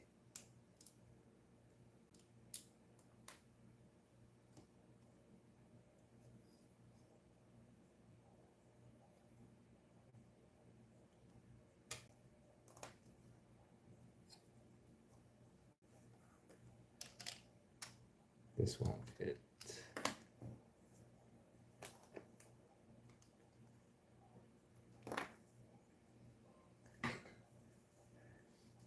there's one piece that's not quite right here, at least one. Because we do need to have this here. We need a gray piece to attach it. Well, actually, if we do this, will that work? I think it might. Well then, this one has to be used here.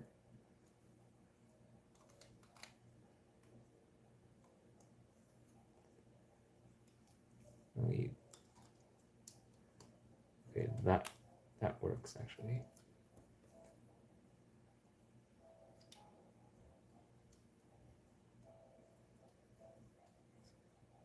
And this goes here.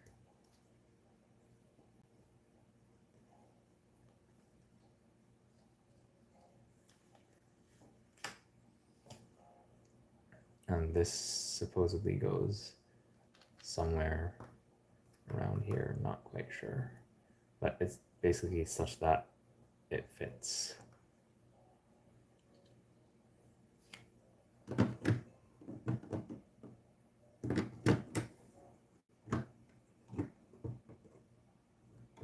Probably to be somewhere around here.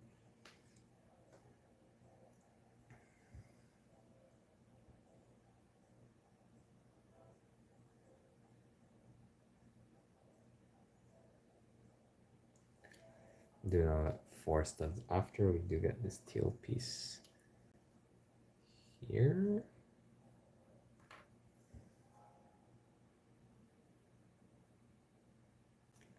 Over here. And this would be like this. Okay, now if I clip this in, it should be clipped in place perfectly.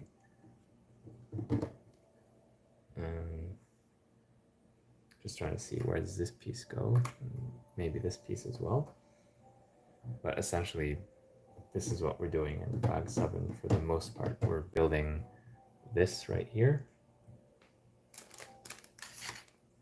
So we're building this part right here as well as this. We're clipping it on. We have, these are the standard extra pieces that we get at the end of each bag. And of these 2 pieces, I'm going to try to find out where they go, because I'm guessing that bag 8 is going to be a mirror of this one.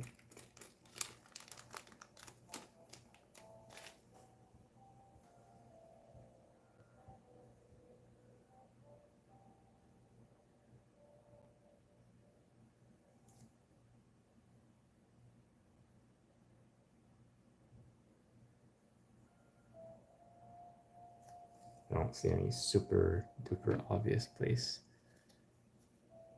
Maybe here.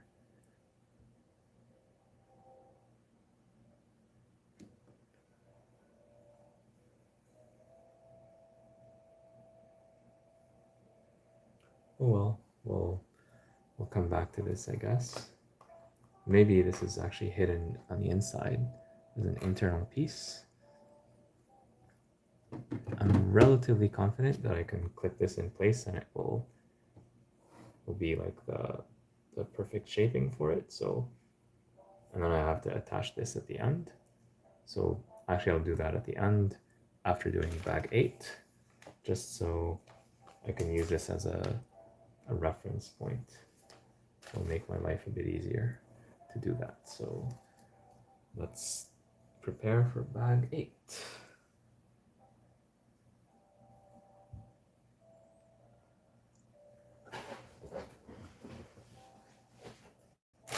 Here it is.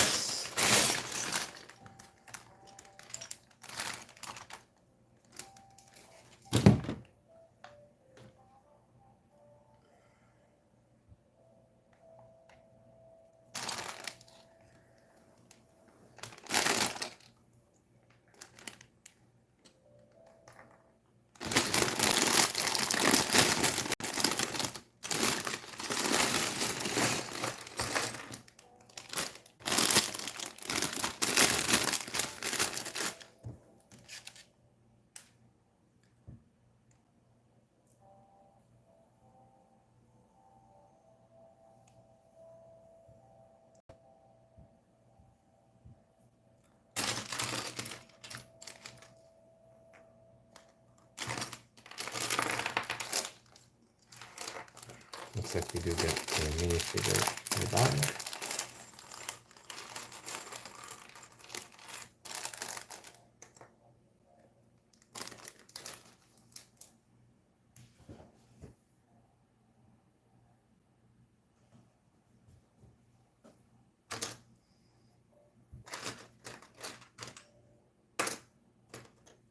And Hawkeye does get the printed legs, thankfully. So looks like most of the main figures have printed legs, just not poor Quicksilver for whatever reason.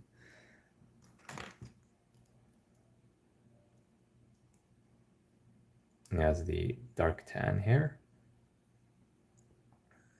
All right, I do like them when they're in their little group like this.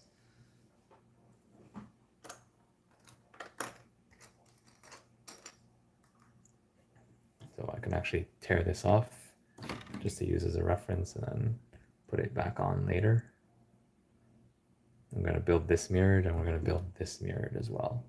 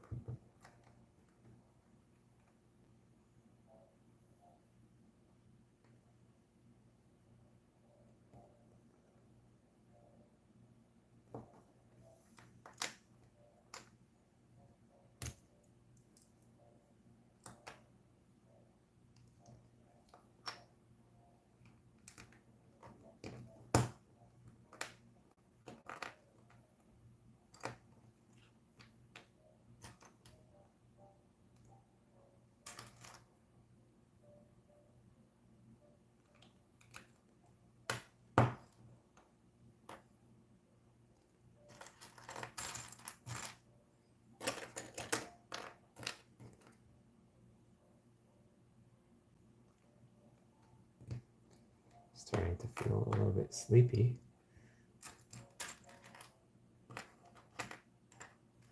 Are we going to finish the Quinjet tonight? I hope so. I really hope so. I think we might. I think we might. If we don't have any major problems, we might be able to finish the build. Okay, so this is the easy stuff.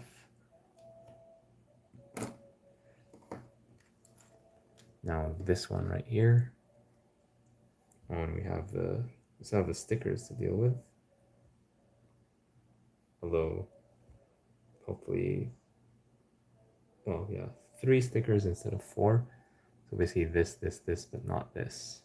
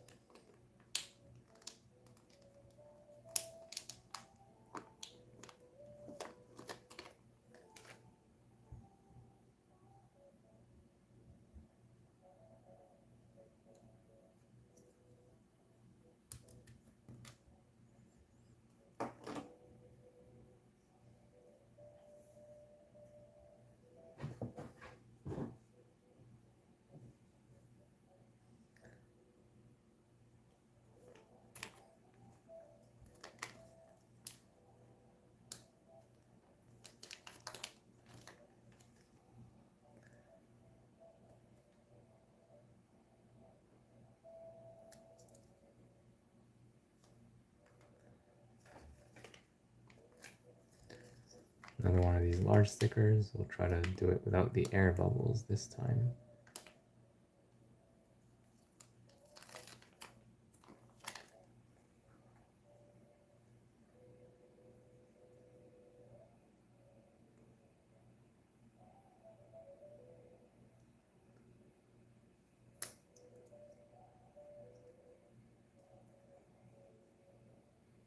Okay, I still think this one is better.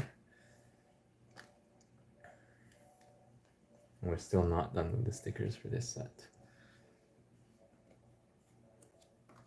Oh, and Hawkeye does get this accessory piece. We got the bow and arrow.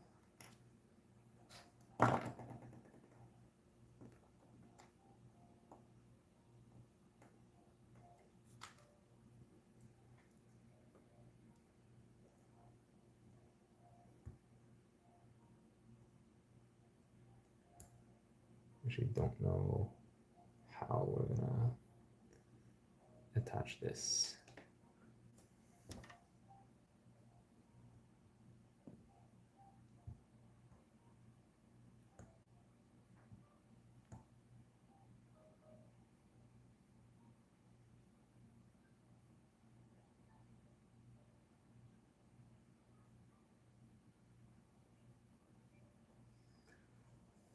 Oh yeah, this is the, yeah, this does work.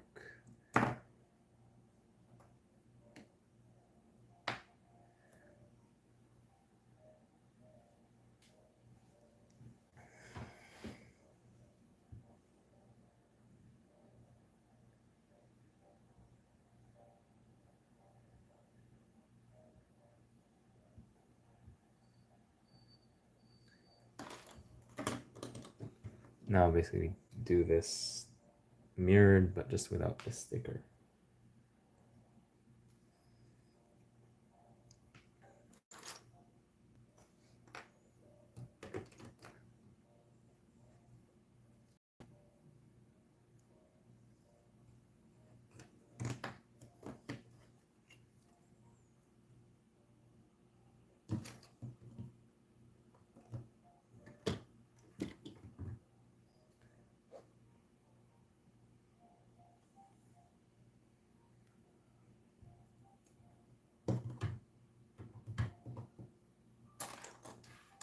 I seem to be missing this plate, or I just don't see it.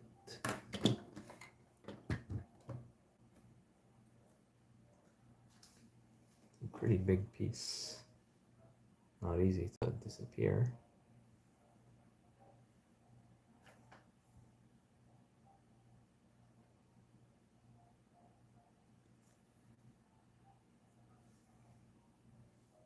Or am I just too tired? Oh yeah. Somehow when I opened the bag, it just flew out.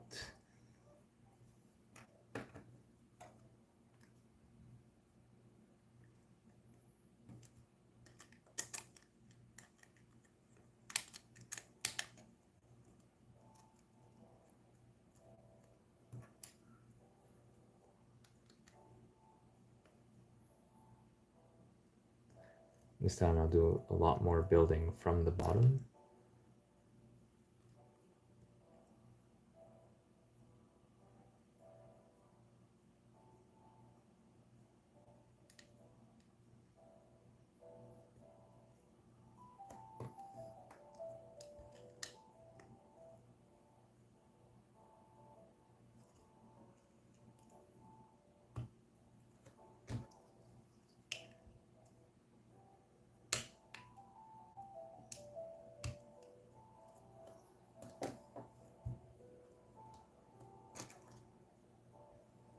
I'll attach these later.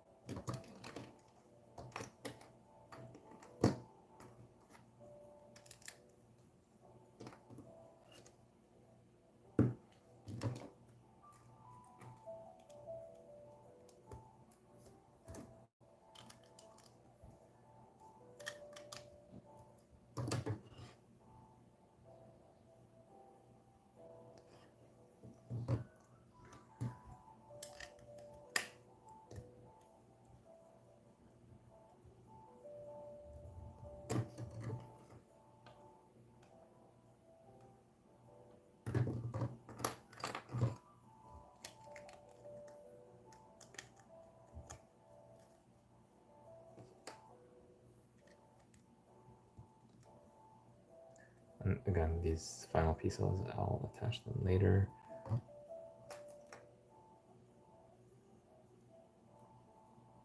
Just so I can have a sturdy base on which to build.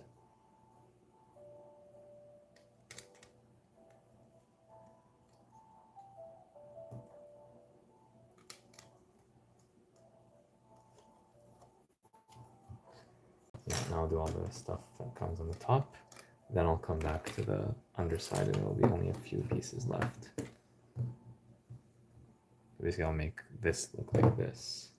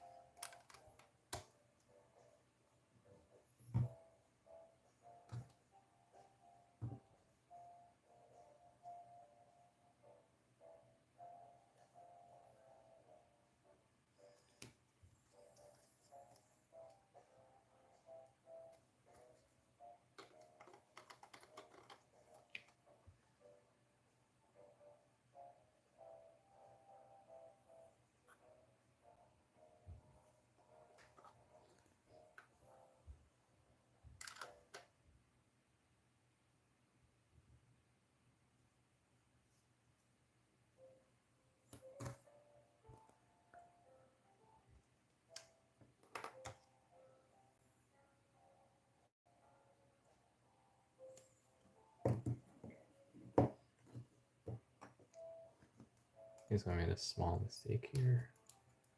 This needs to go on the inner side.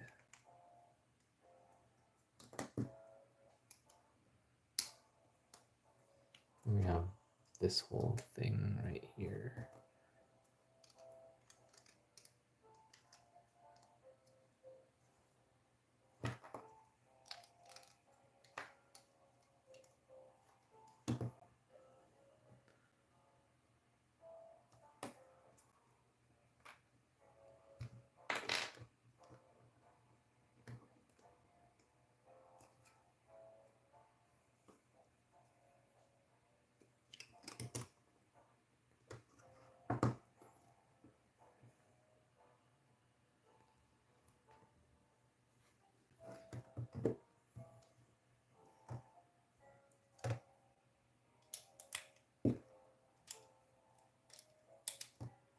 Now we can do the remaining pieces on the underside, and there's not that many.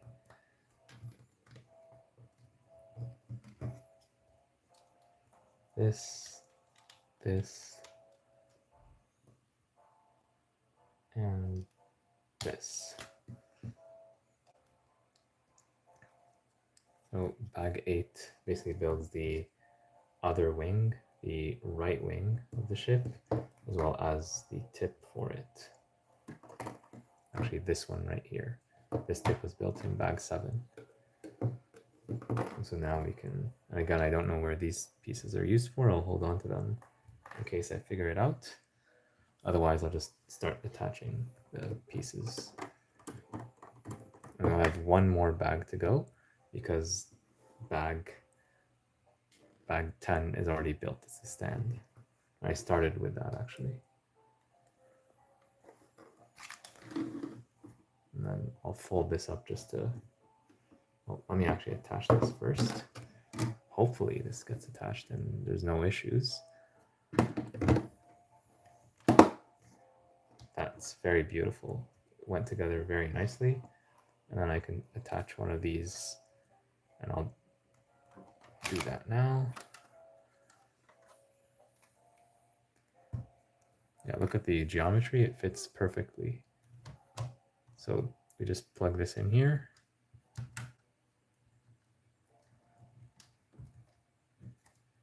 It's a bit stiff, yeah, but there we go. So that looks nice, and it's actually locking the wing in place so that it does not go anywhere. That's very, very smart.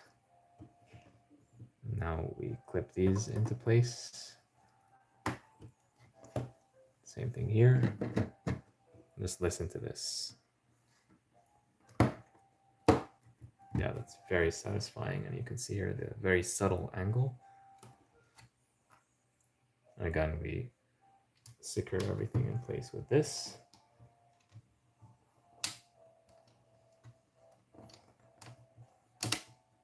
There we go.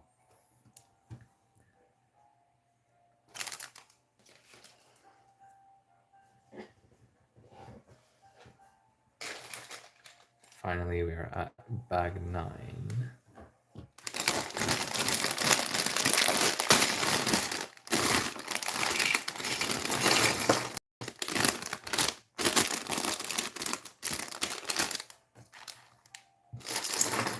We're done with the minifigures, by the way.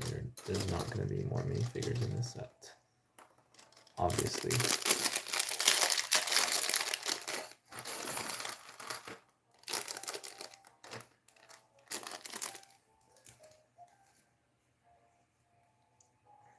That remains needs to be applied as a sticker here, or we forgot about it and we have to go back to an earlier building phase to add it. So quite a lot of stickers that we're gonna have to worry about now. I don't like adding all these stickers at the end. I do see here there's a bit of glitch in the video quality. Okay, so it looks like you're adding out. JLo the one, thank you so much for dropping by. I'm going to do some tests with the brick separator.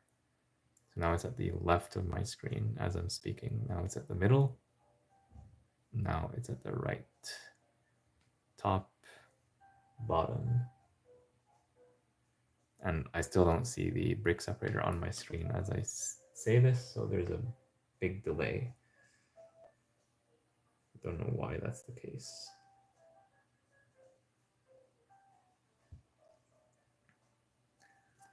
So hopefully the graphics are okay now.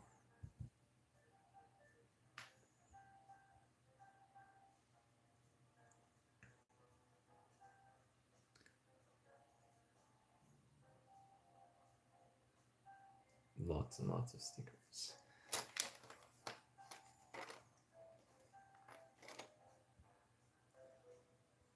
But where do all these stickers go?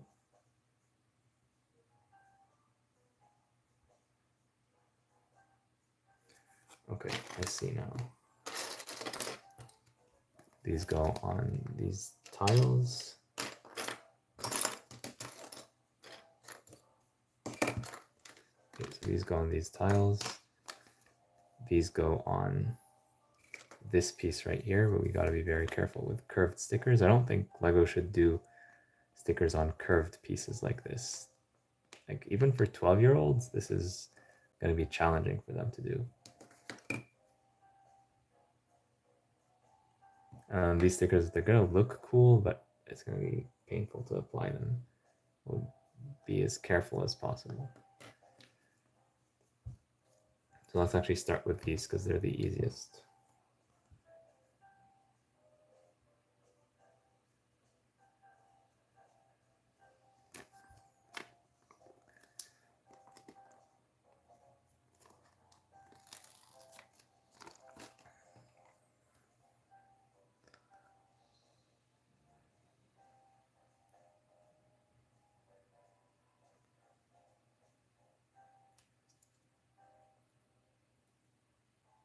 Oh no. No. I'll try to squeeze out this debris. Okay. Partial success. I was able to squeeze it out, but it left some residue. From far away, it doesn't look too bad. Hopefully.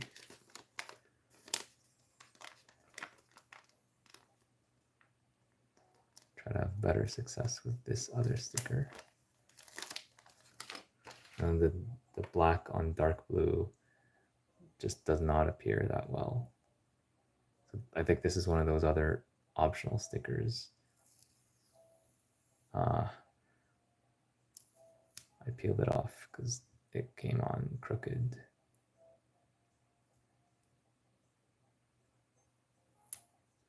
This sticker is a goner. Okay, it's not that bad because I peeled it off quickly before it got too attached, but still not a good look. We better be better at doing the rest of the stickers.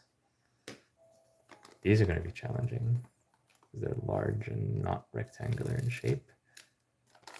Oh, they are clear back in the middle, so that's interesting to see.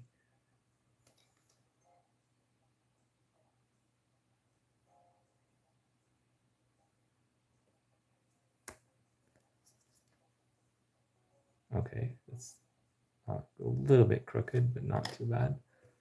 It looks cool.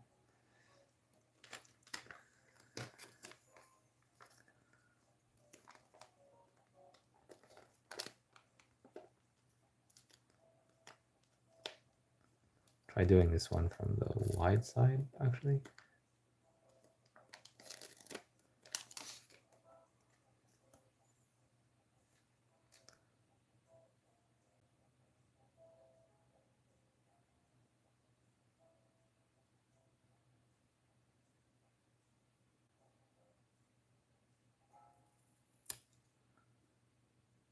Okay, this was not too bad.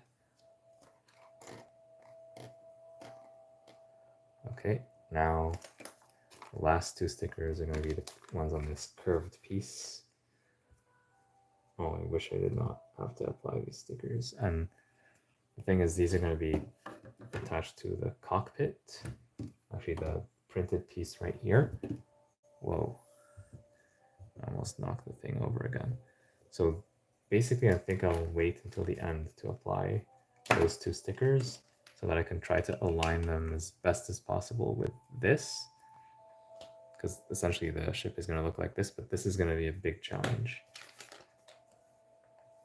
Yeah. Or I'll do them now, but just because there's not a lot of space, there's not a lot of margin of error.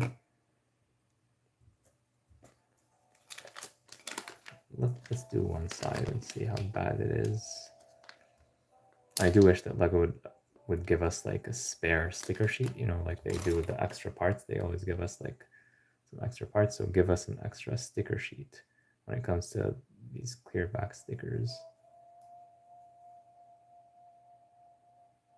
You have to like apply it and curve it at the same time. And okay, it's not too bad, not too bad. Now, good luck trying to do the same thing on the other one. And this one I'll actually apply it upside down, meaning I'll hold the piece upside down just to make it more comfortable for me. So like this. And I'm actually holding the sticker from the edge so it doesn't go in the wrong place. I like pushing it slightly with my finger. Okay, I think it might be a little bit off, but yeah, that was stressful to put together. But okay, it doesn't look terrible. It doesn't look terrible, but still. Okay, at least we're done with the sticker sheet. I'm going to stop complaining about the sticker sheets till the very end when I give my overall thoughts on the set. You just have a few pieces remaining, these pieces here, as well as a few more pieces here to do the roof and basically finish the thing. And here, like, because this is low to the ground, I do think that we don't need to use the stand at this particular stage based on my current building environment. If I was building it somewhere else where the table was lower, then maybe I would like the stand to raise it up higher. It all depends on your specific circumstances, but I do not regret building the stand early because I did use it yesterday for some parts of the build. So that was useful.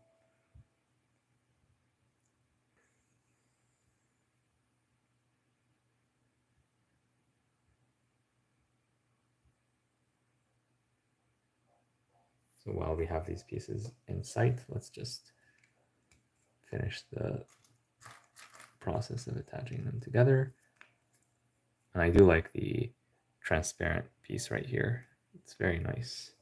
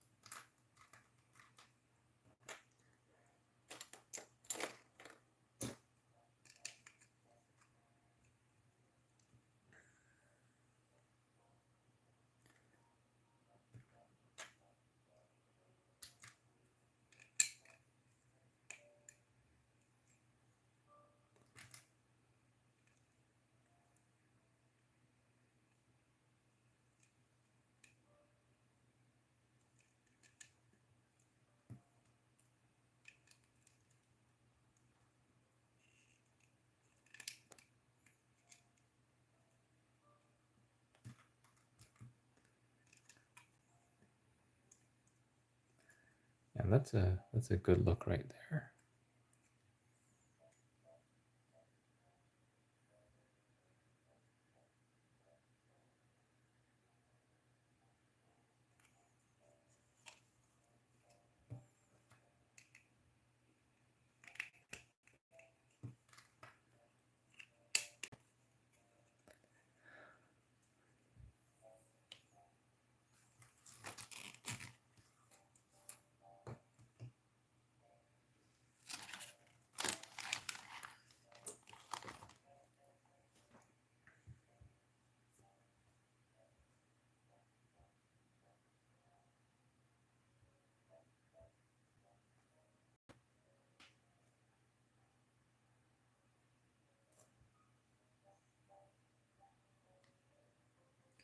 now have to figure out the roof without looking at the instructions or the specific part of the roof that's on the underside, just because it's not visible to us in the 3D view.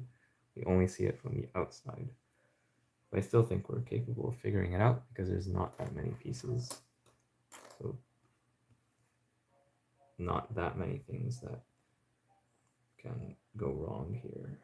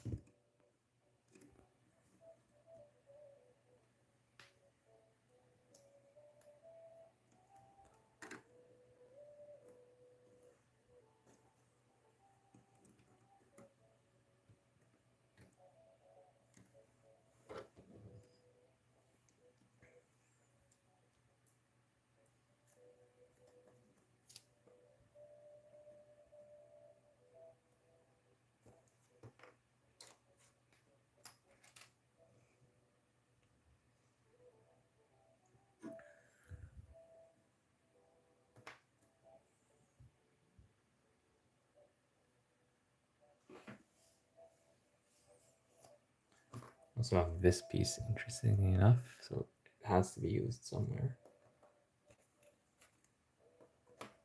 And also this piece and this piece. There are no minifigures in the bag, so this cannot be a minifig accessory.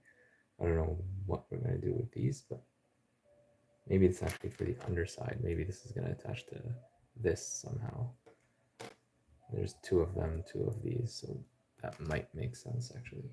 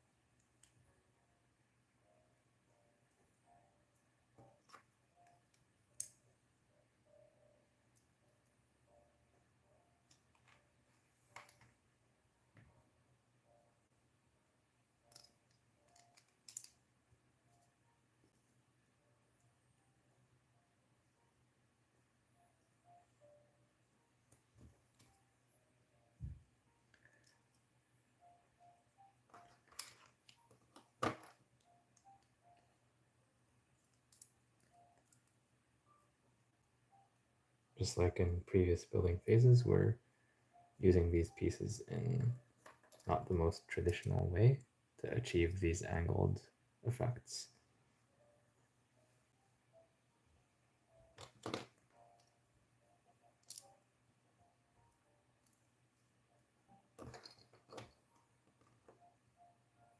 At the end, it has to be like this. So I would expect more of these pieces to fill this gap or something equivalent to it. I don't see that in the build or in the pieces, so there must be something else that's going on here.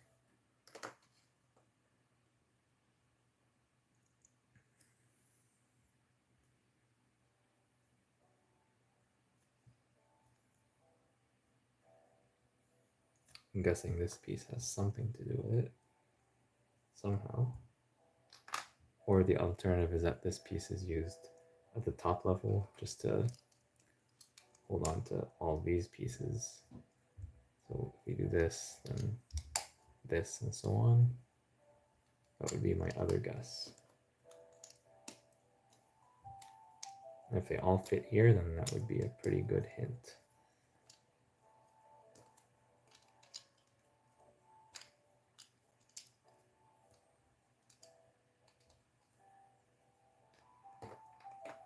Yep.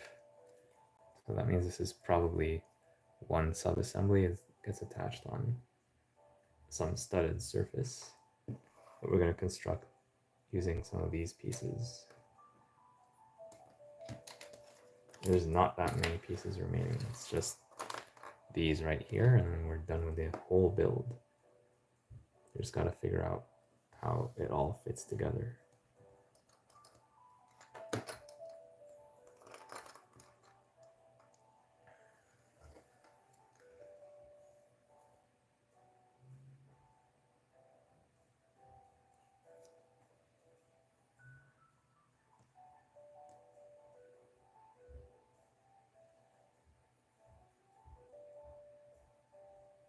And in fact, we do know that this attaches to this directly here. And that we have, yeah, that makes sense actually.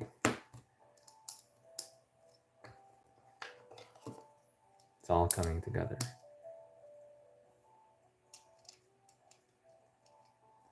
These probably go here. Probably. And then these gaps are very likely filled by these.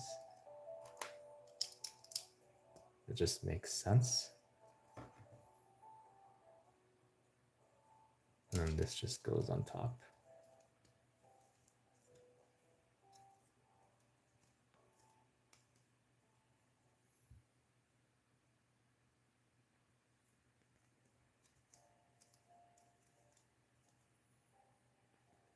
We have some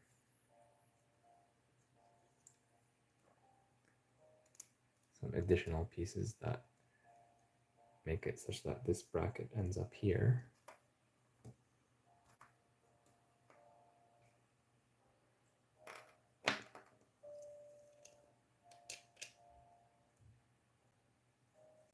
Don't think it's this, but if we take this and just position it here, will it fit? Yeah, it fits just about right. There are no studs attaching it except these two at the very back. Is there space to add more stuff? Let's see. So the answer is maybe. We're probably gonna have to add the tile and make sure that it,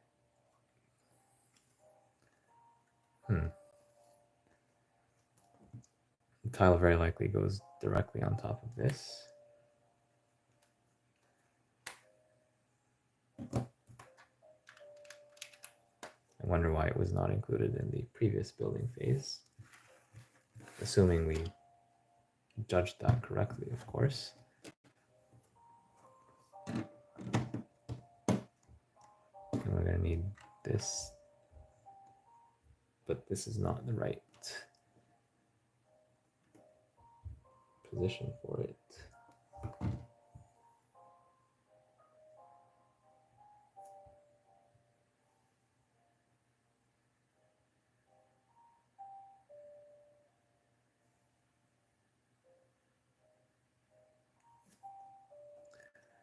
You might be off by one somewhere.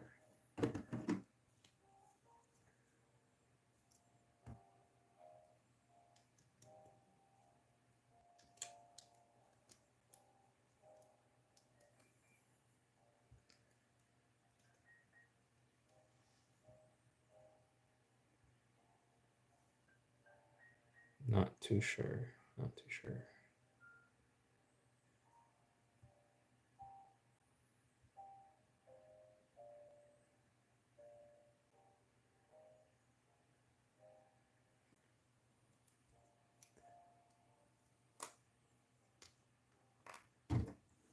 Otherwise, we won't have this tile and it will be more difficult to remove. Maybe that's the intention. I doubt it. This feels like it belongs right here. I'll probably build it just off by one because it doesn't look so bad that way, instead of trying to make it look perfect from every angle.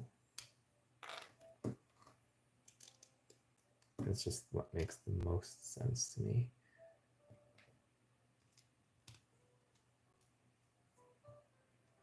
So essentially, like this piece would actually be held in place with the studs on the side. Interestingly enough, we do this, and this is supposed to be down by one more stud according to the 3D view. Let's give that a try. Actually, I don't think it's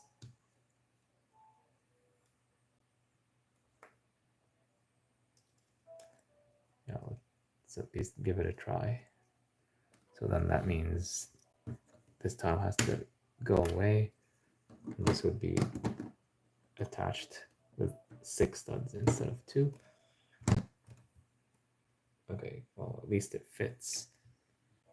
Maybe that was the intention, to make it more difficult to remove this.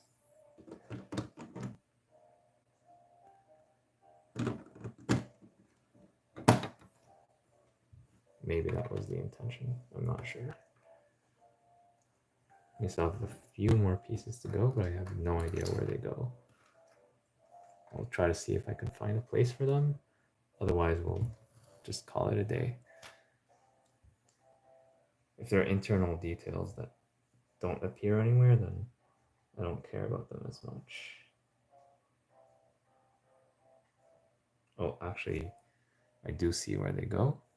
So now I think it makes sense to use the stand. So we'll take the build, and we can actually attach it right here.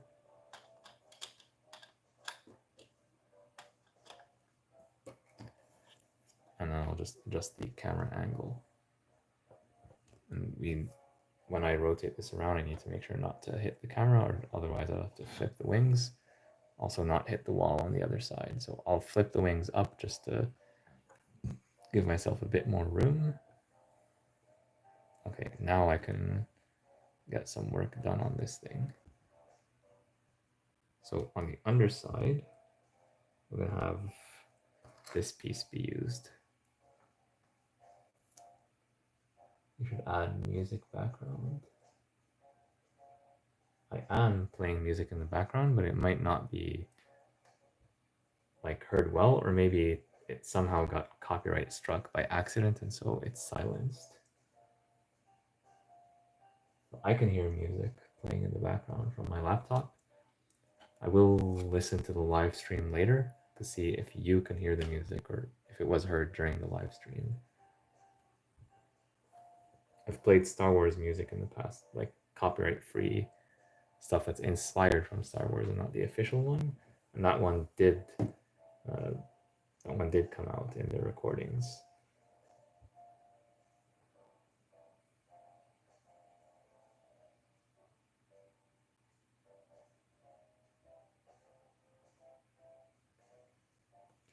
So it's essentially this piece right here.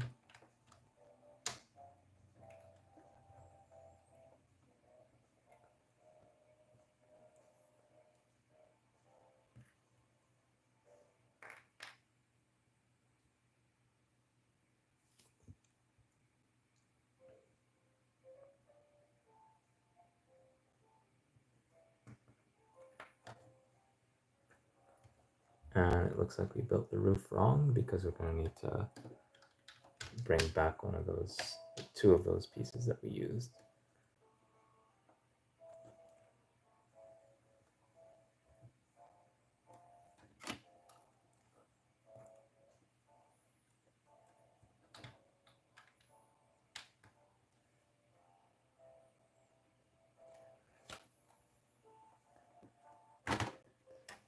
It's these two pieces right here in dark bluish gray.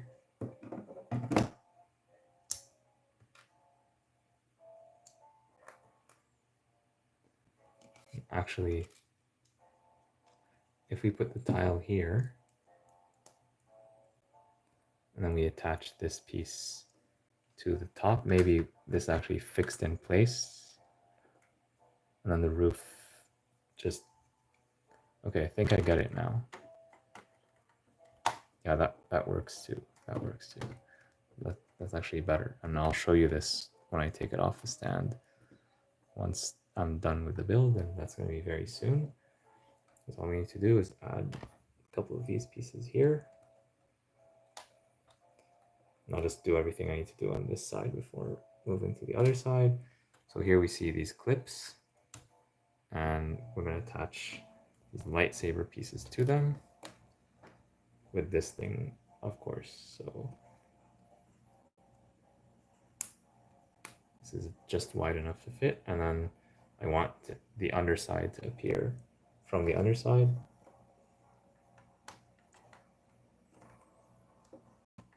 There we go. And then, is there anything else I need to do here? Yeah. Just need to do this bracket piece. Oh, wrong order. Bracket, then this, and this piece to lock it all in place. Oops. I guess I accidentally took it off the stand. Well, here's what it looks like, and now we understand why we use that magenta color, or the coral color rather.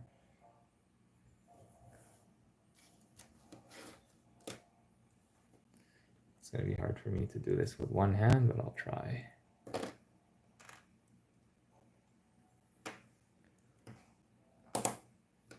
Yep. I feel like something else came off. This is easy to reattach. I'll just do this bracket.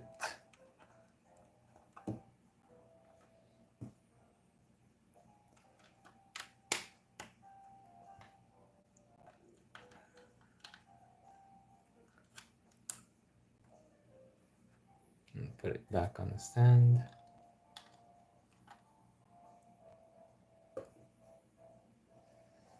All right, put this piece back.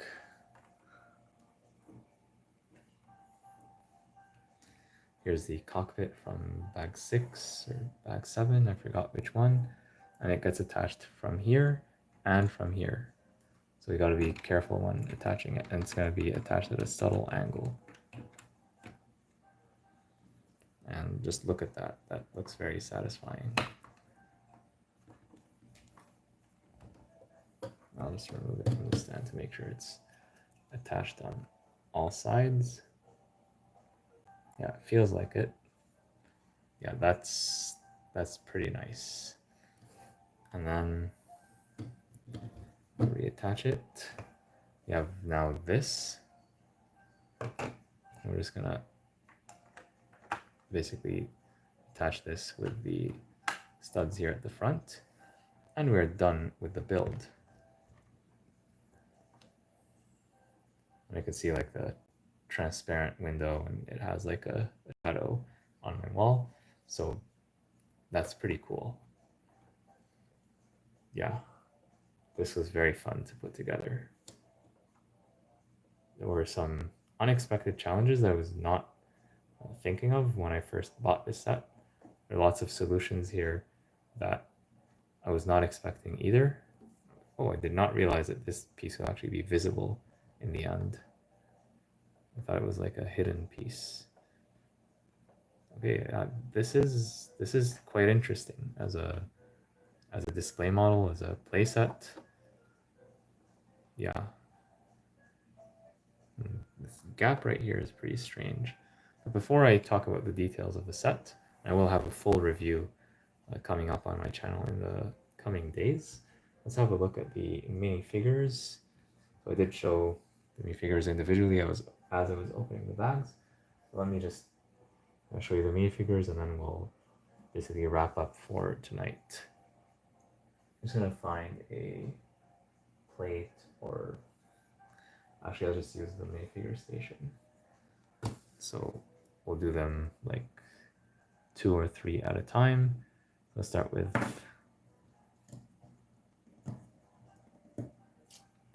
Black Widow,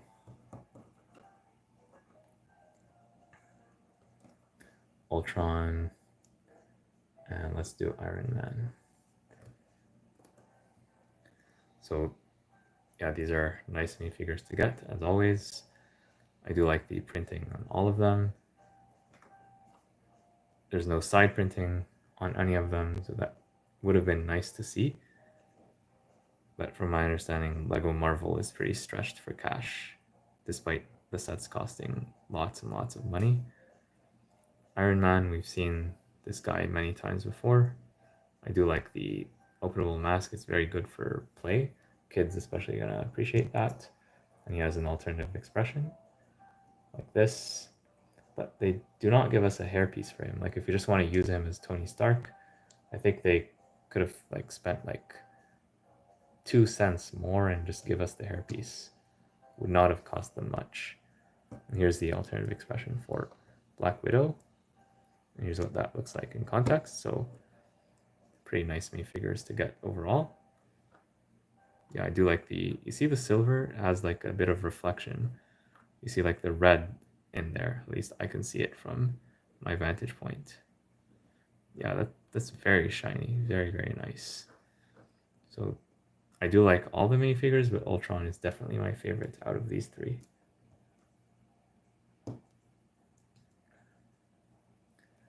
And then we have 2 more minifigures to go.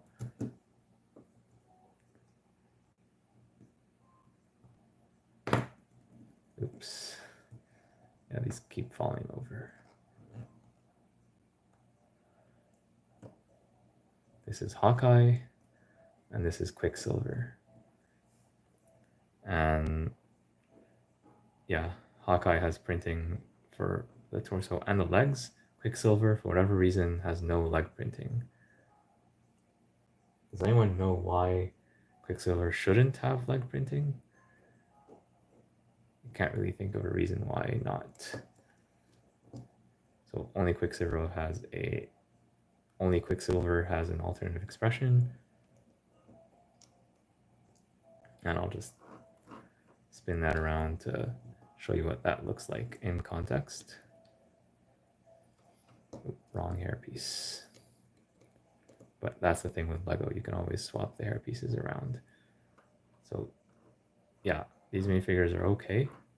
Oh, and Hawkeye does come with a bow and arrow. So here's the arrow, and here's the quiver at the back.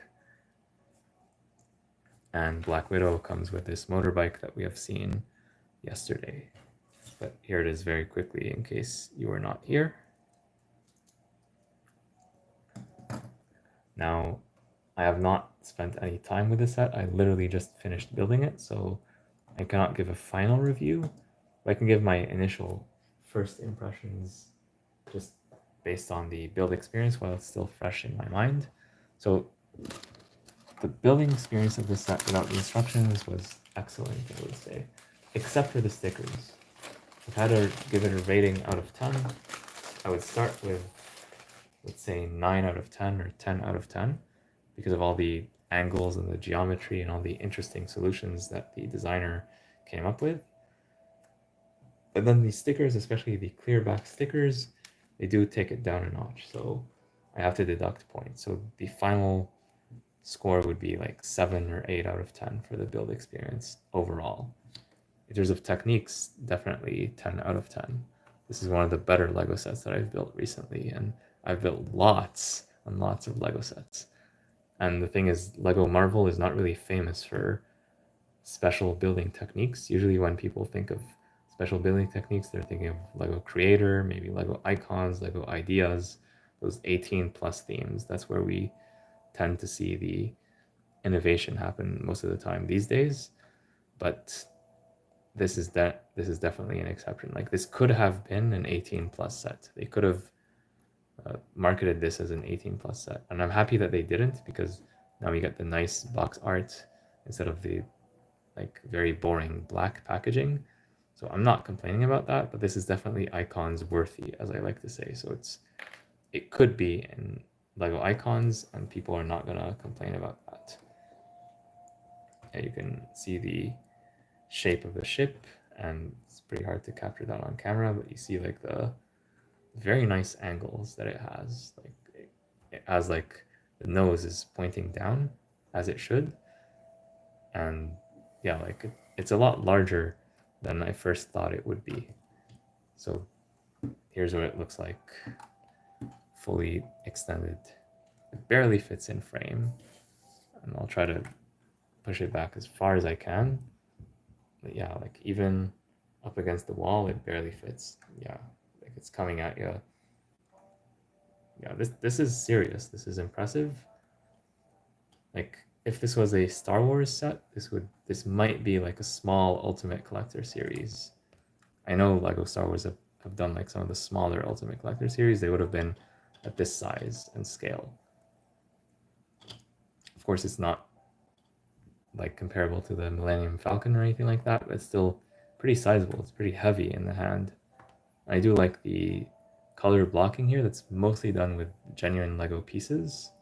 Like there are no stickers that are used to change the colors. Everything is done with regular Lego pieces. The stickers are only used for additional detail. I do wish that at least some of these could have been printed. Like, this would have been very cheap to print. It's very simple to print an arrow like this. That couldn't have been too hard to do. And then same thing here. Like, this is the same piece, same sticker used twice. They could have printed this. They could have printed this because it's used twice.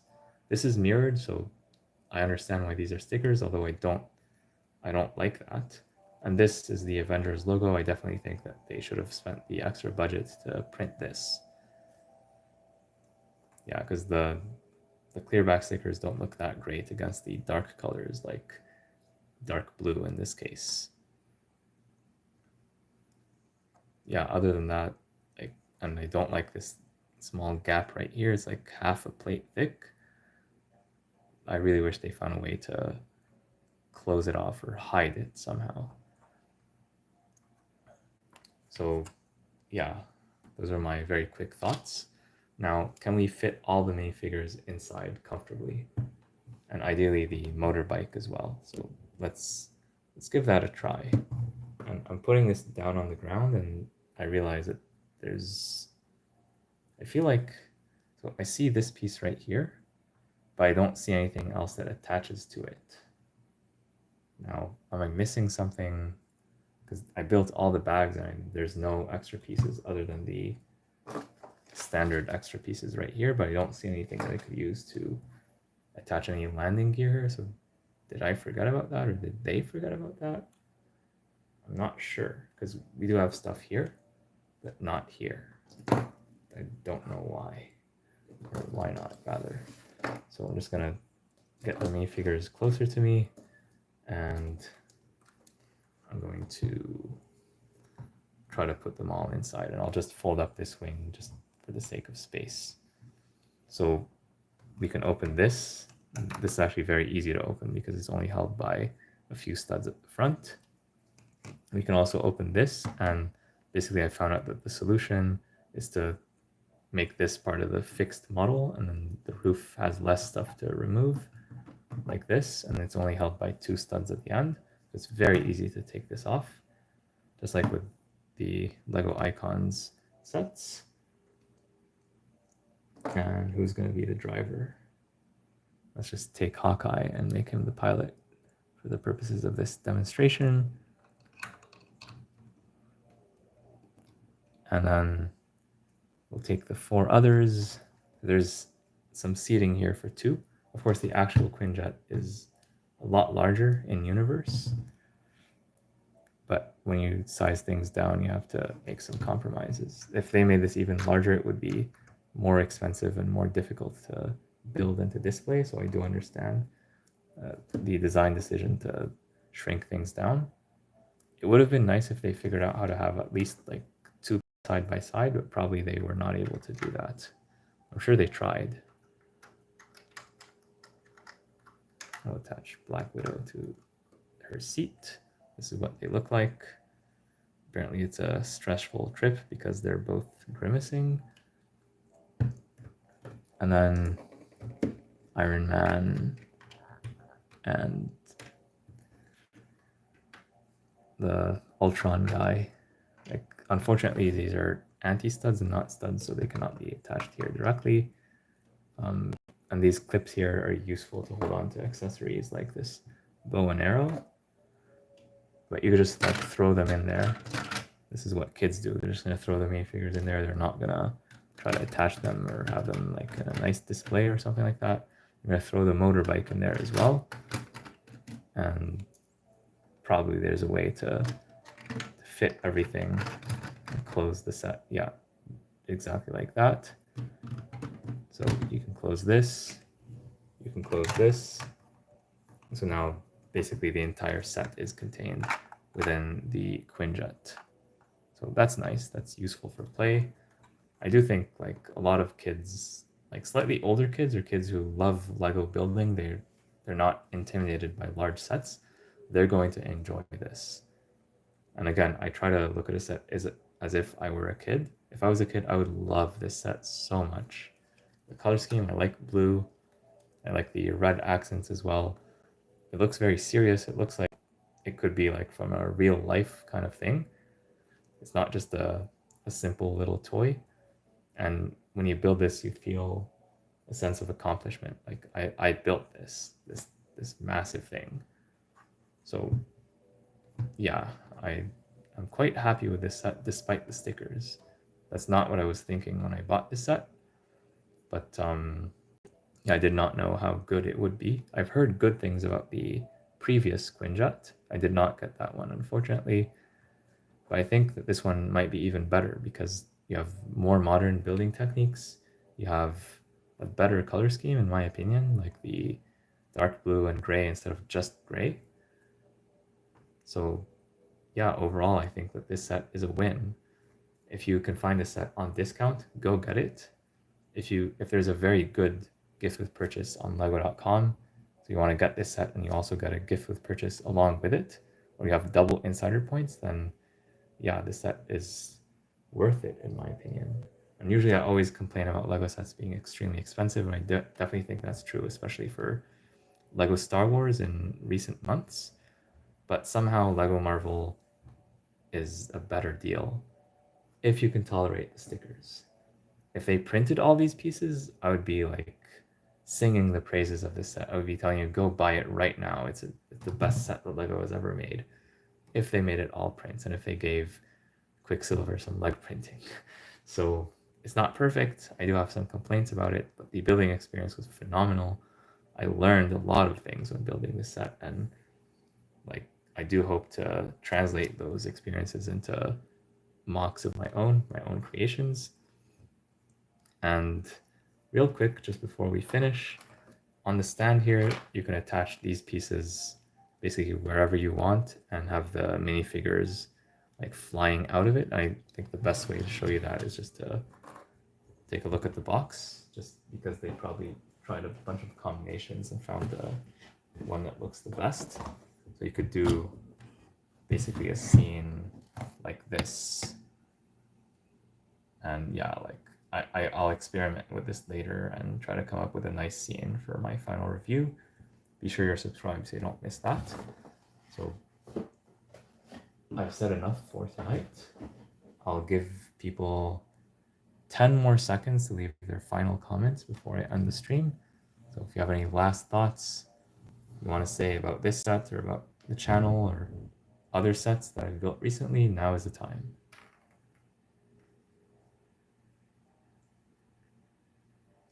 All right, I'm gonna end the live stream in 3, 2, 1. All right, bye everybody. Good night.